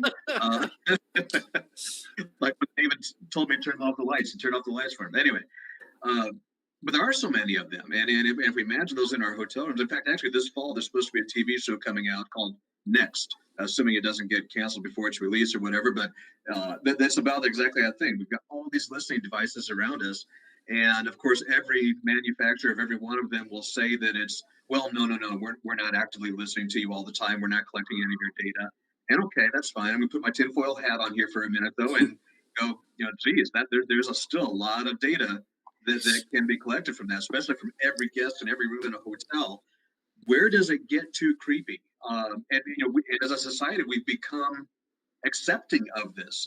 We talk about Big Brother 1984, George Orwell's 1984, and at the time that was coming out, I remember how creeped out everybody was about it. Oh my gosh, that'd be horrible, it'd be terrible. Well, not only is it happening now, but we've all said it was okay. We've all said, yes, as a matter of fact, I do want you to track me all around the internet. As a matter of fact, I do want you listening to my conversation and responding to that. So we've all adapted to that now. I don't know where we cross the line. Well, I, for one, will welcome our robot overlords. Which is, You're on record saying that. Good. That's good. I think most of you should not have destroyed what's the name of the computer in iRobot. I think you should let it run. You know what, though? I think when you go to a hotel, it's a beautiful thing when you get introduced to some kind of gadget or device or experience that you don't have at home. Everybody says that they want it just like home, but they really want something that's better than home, that they maybe even aspire to, maybe falling in love with it and saying, I have to have that for my home. So what does it say when we have it, as I said, on either side of the bedroom, the kitchen, the bathroom, and the living room, and I walk into a hotel and I don't have it?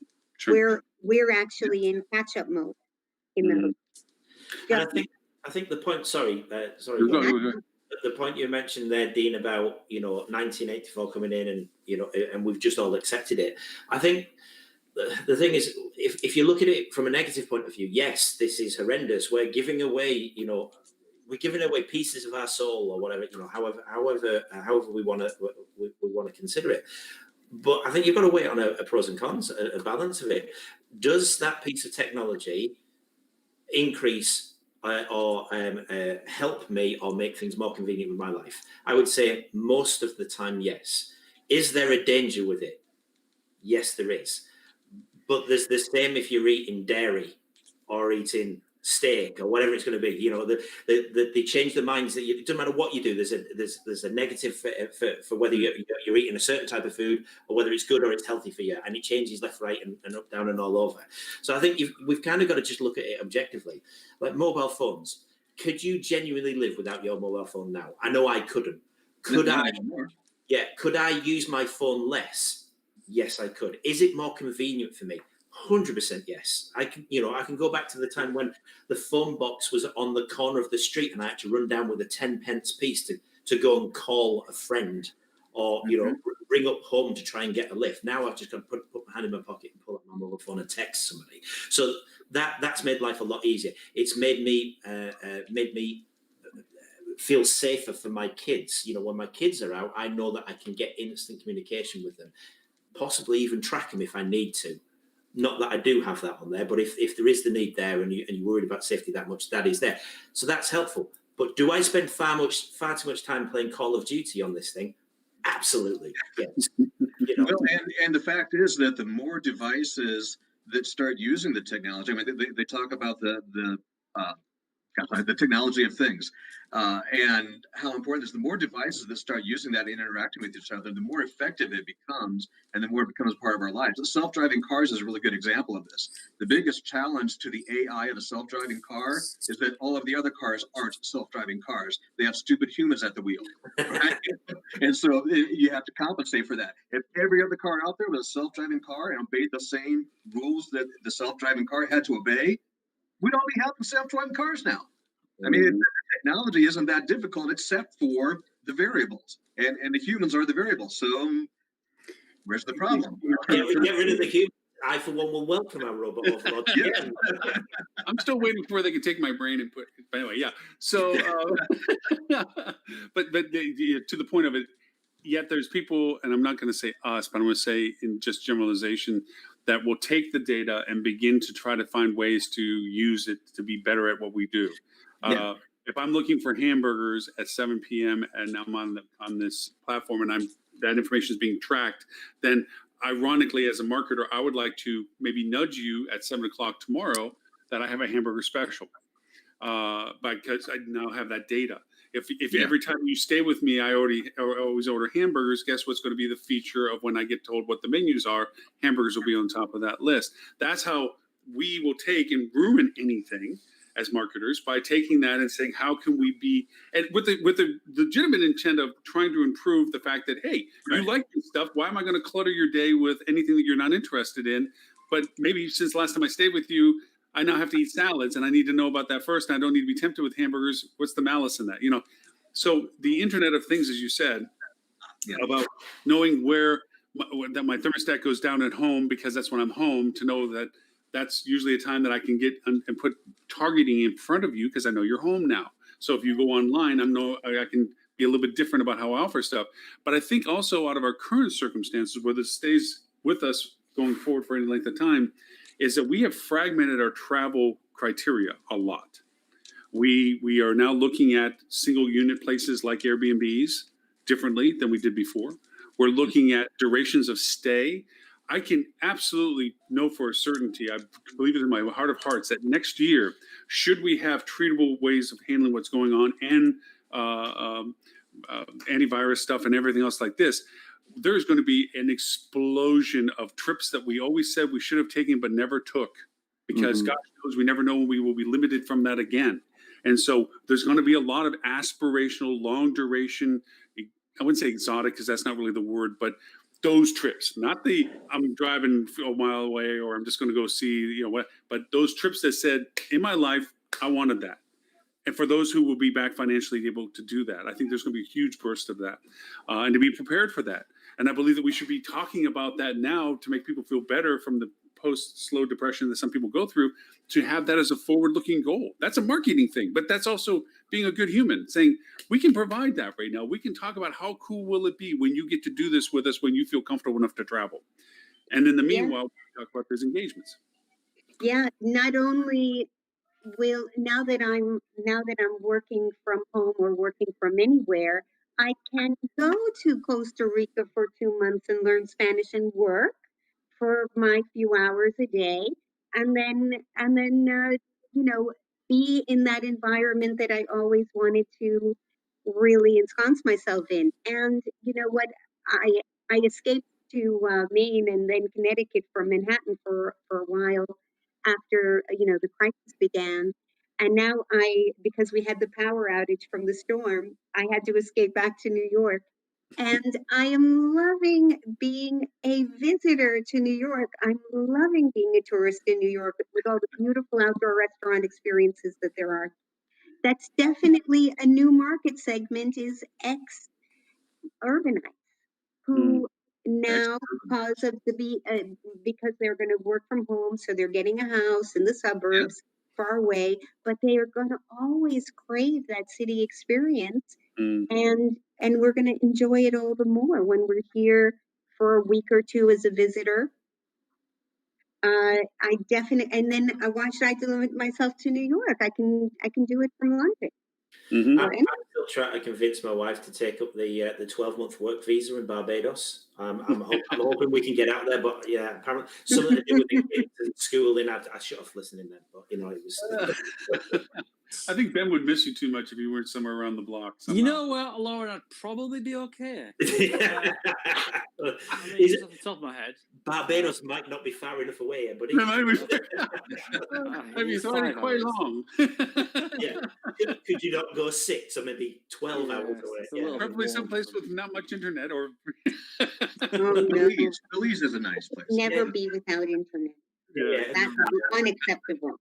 I think Ben would probably want me to go somewhere where there wasn't so much oxygen, like the moon. Yeah, the guy you were talking about with the rocket earlier on.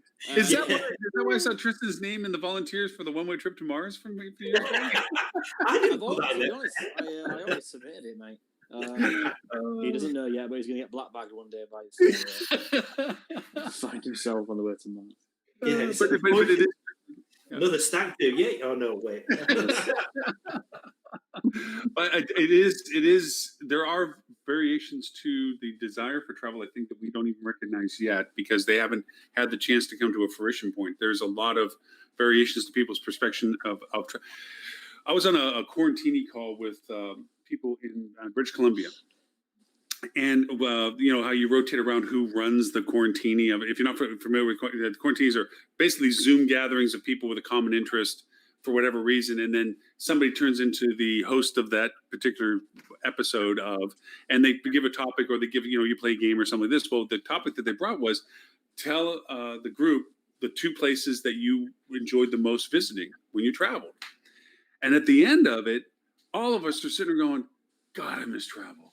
I mean, because I didn't really think about it because it's not something I can think about right now. I can't travel. I have no interest in doing that right now for safety and security. But by the end of that call, as we're going through, and I'm going back, I'm like, man, I remember when I was in Melbourne, Australia, and we're, all of a sudden it's like you miss it. It's an emotion, you miss it. And so I think for what we can do now, where we're trying to talk about how to sell a room now or how to sell a room 2 weeks from now or whatever, there's that business level, but I think there's on the horizon more opportunity to begin to engage people with technologies like we talked about, and more even of just things of like when it comes time. Yeah. These are the things that we'd love to tell you about and open that dialogue up. Because really, at this point, SEO for online is more about answering questions than it is about guessing what they want to hear about. I mean, you're chasing down what people are asking about more so than figuring out what it is that you think they're going to ask about, I guess is probably a better way of saying it. So it gives there's opportunities always, but I think that's our long play opportunity, unless Ben or Tris want to disagree with me on that one. Then say, are they SEO experts? I can't honestly disagree with anything that you're saying there. I think it's an interesting marketing tactic, even around paid. If you've got the right sort of resort destination and you're targeting a specific market sector there, you'd be saying, do you remember the beach? Targeting it to the whole of the UK, or rather, do you remember the sun? Yeah, I think for the long. Sorry, no, carry on. I think for the long game, yeah, SEO, a great idea, but you need to sort of, or what we are going to be advising. We have a kickoff call with a Barbados property. Is a mix the long game and the short game. Like you need to, as Tris sort of mentioned, then maybe not as blunt as "Do you miss the beach?" But sort of stoking the fire, stoking the desire for travel again, because everybody, I don't think there's a country in the world that isn't sick to death of hearing about COVID. And I don't mean that with any kind of clumsy pun. I mean, nobody wants to hear about it anymore. In the UK, we're whack-a-mole lockdowns. They've just told us now the city 25 miles away from me is now on a lockdown again. There's restrictions, like you can't go in and out of people's houses. No one wants to hear about this stuff anymore. Everybody wants to look to the magical year of 2021. And on the stroke of midnight, I think people think, oh, this will be different this year. I hope it is, because I couldn't take another one of these. But we need to be stoking the kind of desire for travel before it's that last-minute panic. And before we have hotel consider cutting rates and going back to the old ways again. So, whilst, a long-term SEO, the problem you've got, things like, I feel like I've got a rant here, so tell me to shut up, guys. And another thing, hotels financially may not have the resources to invest that they used to have. So professionally written blogs and your destination marketing pieces, they're going to be lower down the line for people who are kind of lower down the line for hotels who have limited budgets and can't get. I mean, if you still got a GM manning the front desk and cleaning rooms, and I rock up on a sales call and go, "Hey, buddy, can I sell your destination for you? Would you like 200-word blogs every month?" I think he's going to laugh me out of the office. He's going to hang up straight away because they just don't have the cash for that. And whilst, yes, it might be a little bit short-sighted, it's pragmatic, I think. So, to summarise, yes, Lauren, we should be doing that. We should be doing it in a sensitive way, with one eye frame of the situation that everyone's still going through. Be good to yourselves and each other. I was going to dig up that. I pulled up a tool that I've been using recently that just came out. I don't think it just came out in the market, but it's one that I've just started using. It's called Phrase, FRASE.io. And the cool part of it is you can go in and it'll pull out, you ask a question, and it'll pull all the data related to that question to see if people are actually asking that question. So, and then you can snip out the content and start creating your own content that you want to put into your own site for it. So it actually does all that long-handed search query stuff of what are people, and then that also has a thing you put on your website that as people ask questions, it'll go dig the answers up and generate dynamic pages for you so that it actually keeps an FAQ rolling for you the whole time. So it actually helps you build to what you're saying. It's not about the blogs. Nobody wants to read a 500-word blog anymore. Nobody wants to, and even for those that have the propensity of doing videos and images, there still has to be some answer to the question I want to know about. And then if you can become that resource, then you turn it into the answer box. And that's kind of where I began just starting building content that I'm parking on pages. I'm just literally parking on pages, but it's getting indexed for me now. And now Google's pulling my stuff out of my pages to answer these questions. And so, to your point, that to me is a long play. I can't answer what to do next weekend in XYZ city. And I mean, I can, but it's going to be a temporary answer. But this is the long play stuff of events and things. Oh, hey, Melissa, phrase FRASE.io. Here, I'll put the link in real quick. But I mean, it's a cool tool. I mean, I'm playing with it now.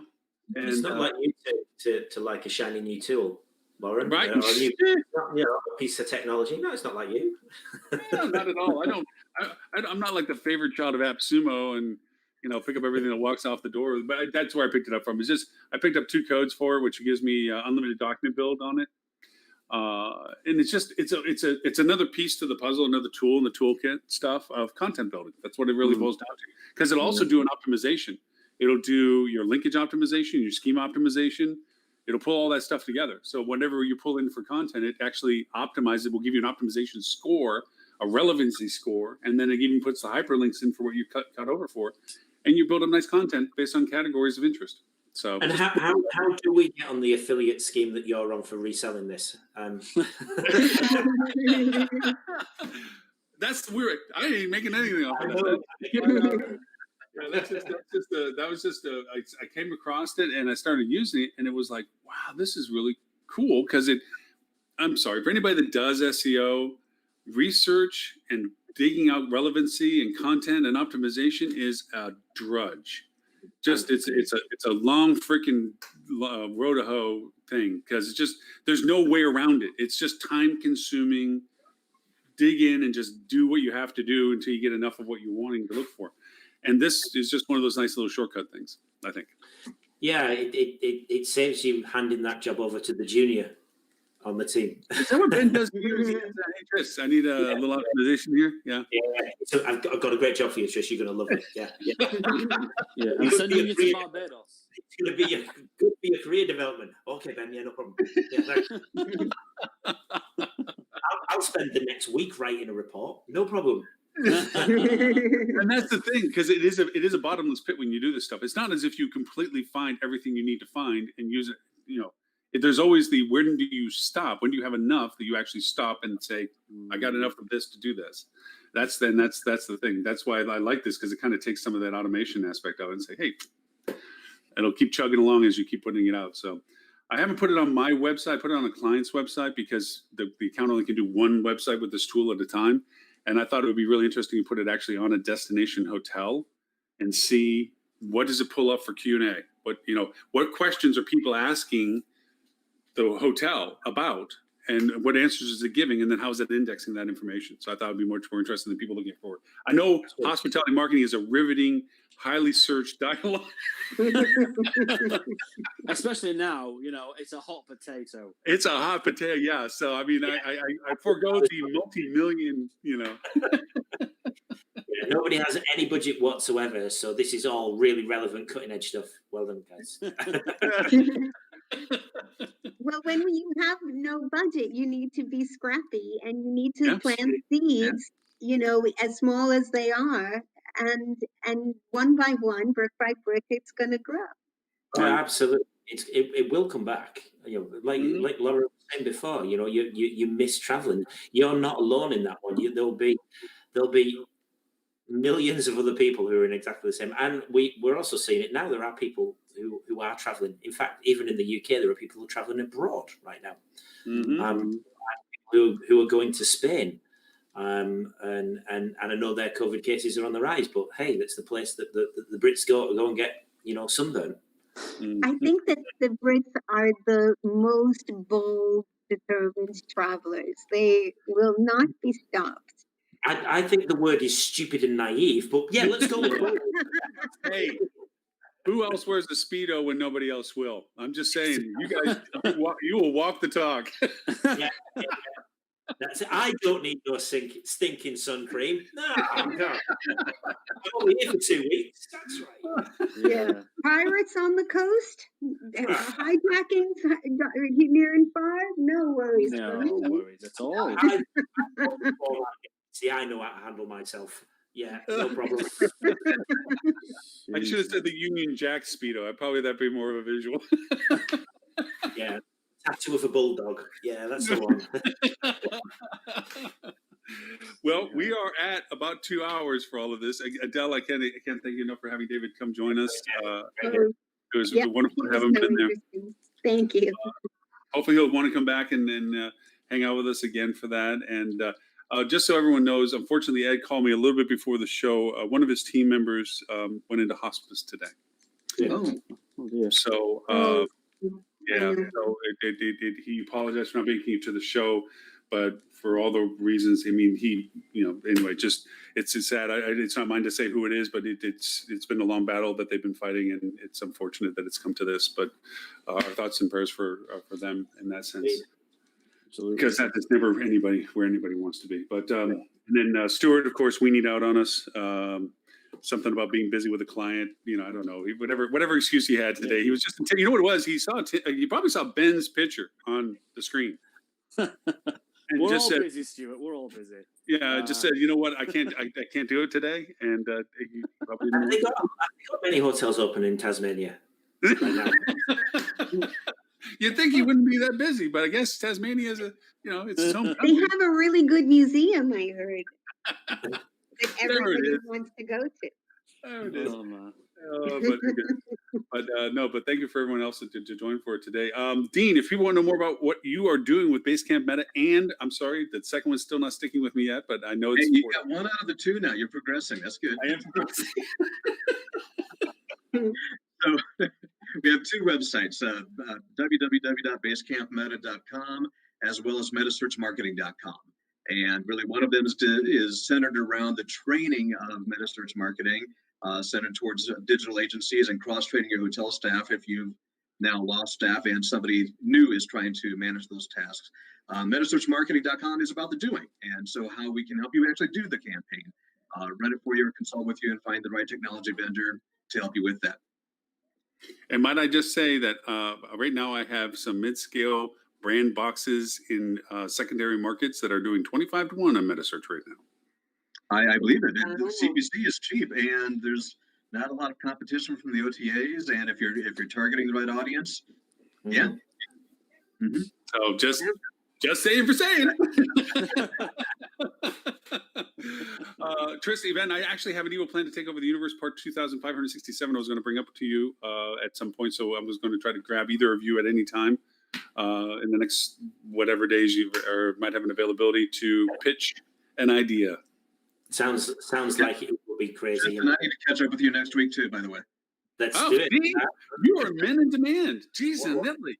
What can I say? Yeah, I'll have to check with the wife, but I'm sure Yeah. No, I'm going back to the Union Jack Speedo, but that's just me. But you don't want to see me in Speedo. I don't want to see me in Speedos. But you couldn't get into Speedos. So Trish, we'll hit you first, since you're the better looking one anyway, given today's lack of. But a little bit about 3 and 6.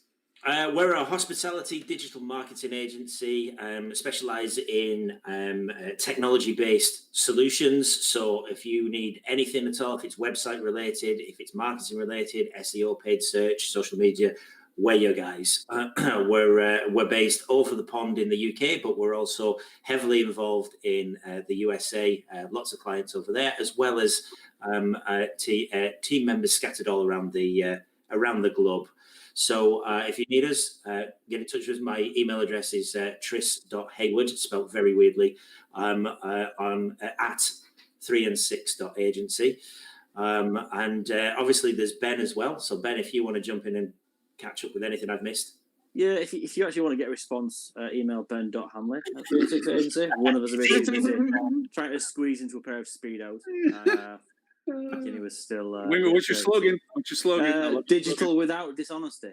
There it is. If you have had, the wool pulled over your eyes by anybody at the other agencies at all, we will not blind you with attribution. You will not get a look back window of 572 days. I promise you that. But yeah, as Tris said, probably best to get me on LinkedIn or Tris on LinkedIn at least because of the spelling of his name.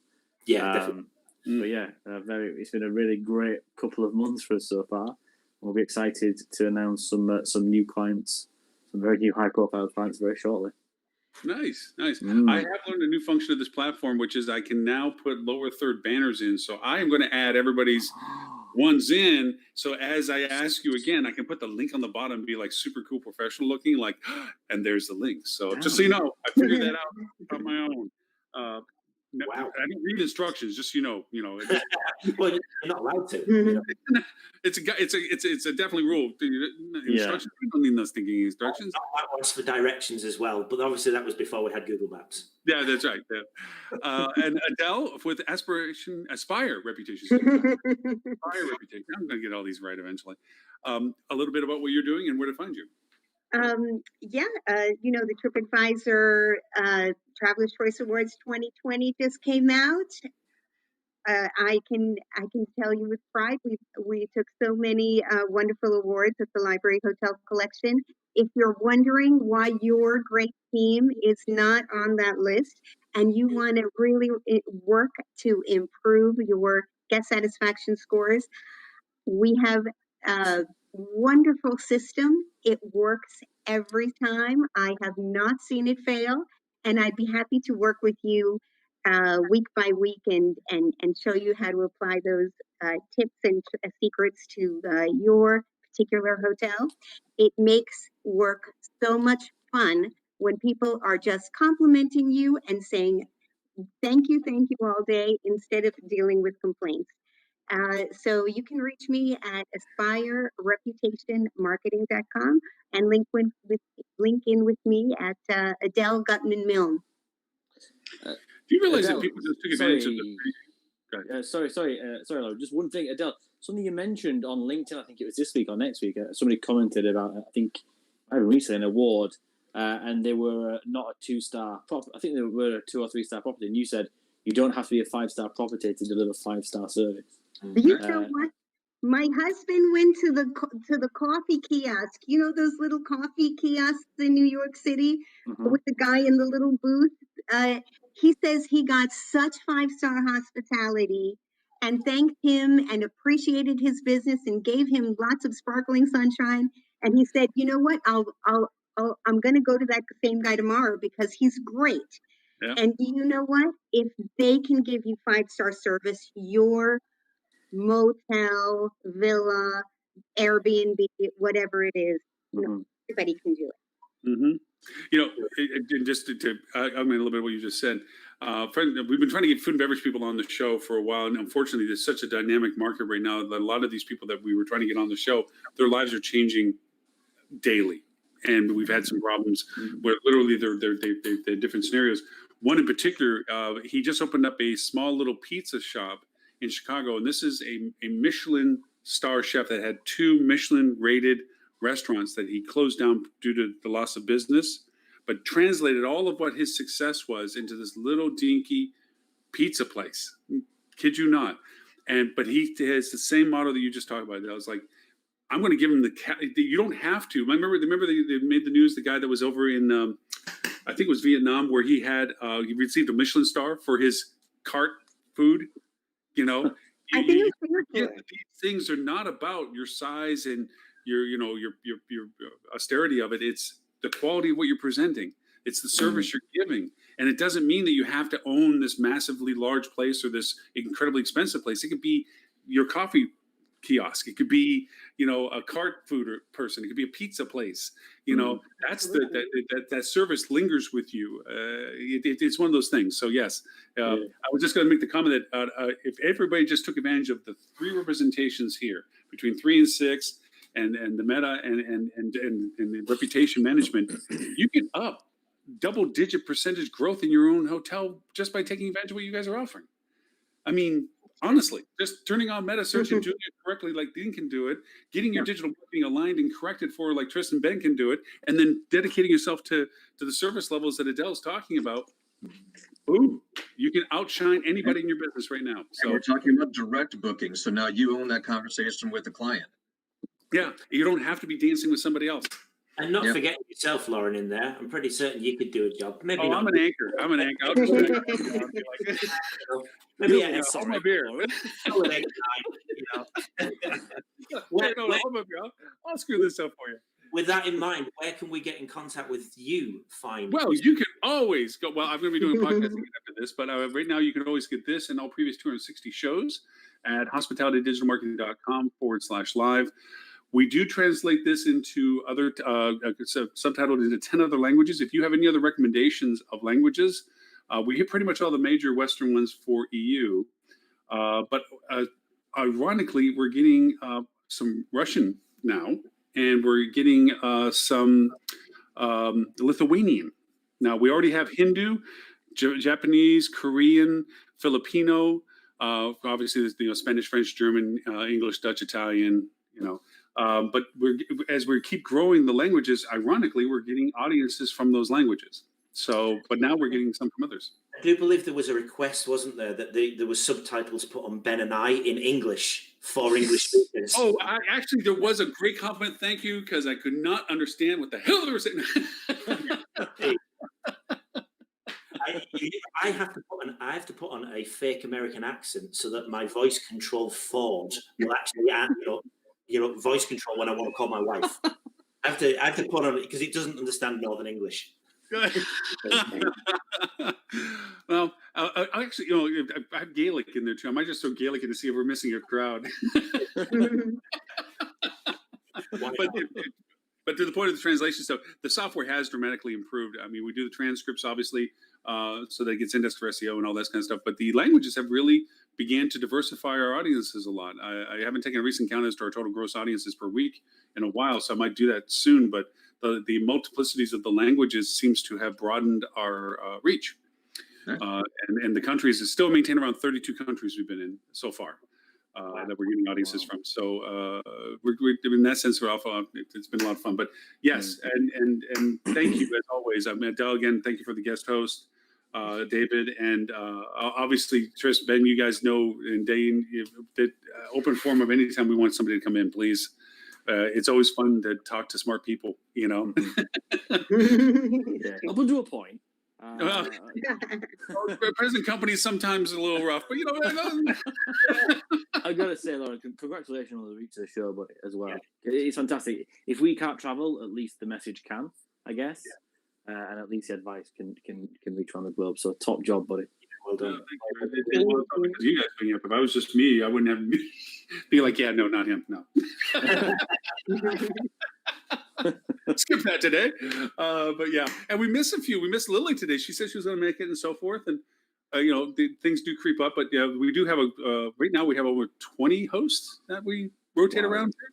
So we got a good audience of hosts as well. So, but yeah, no, it is the highlight of my week, without a doubt. I thank you all very much for that, because to me, it's turned into therapy.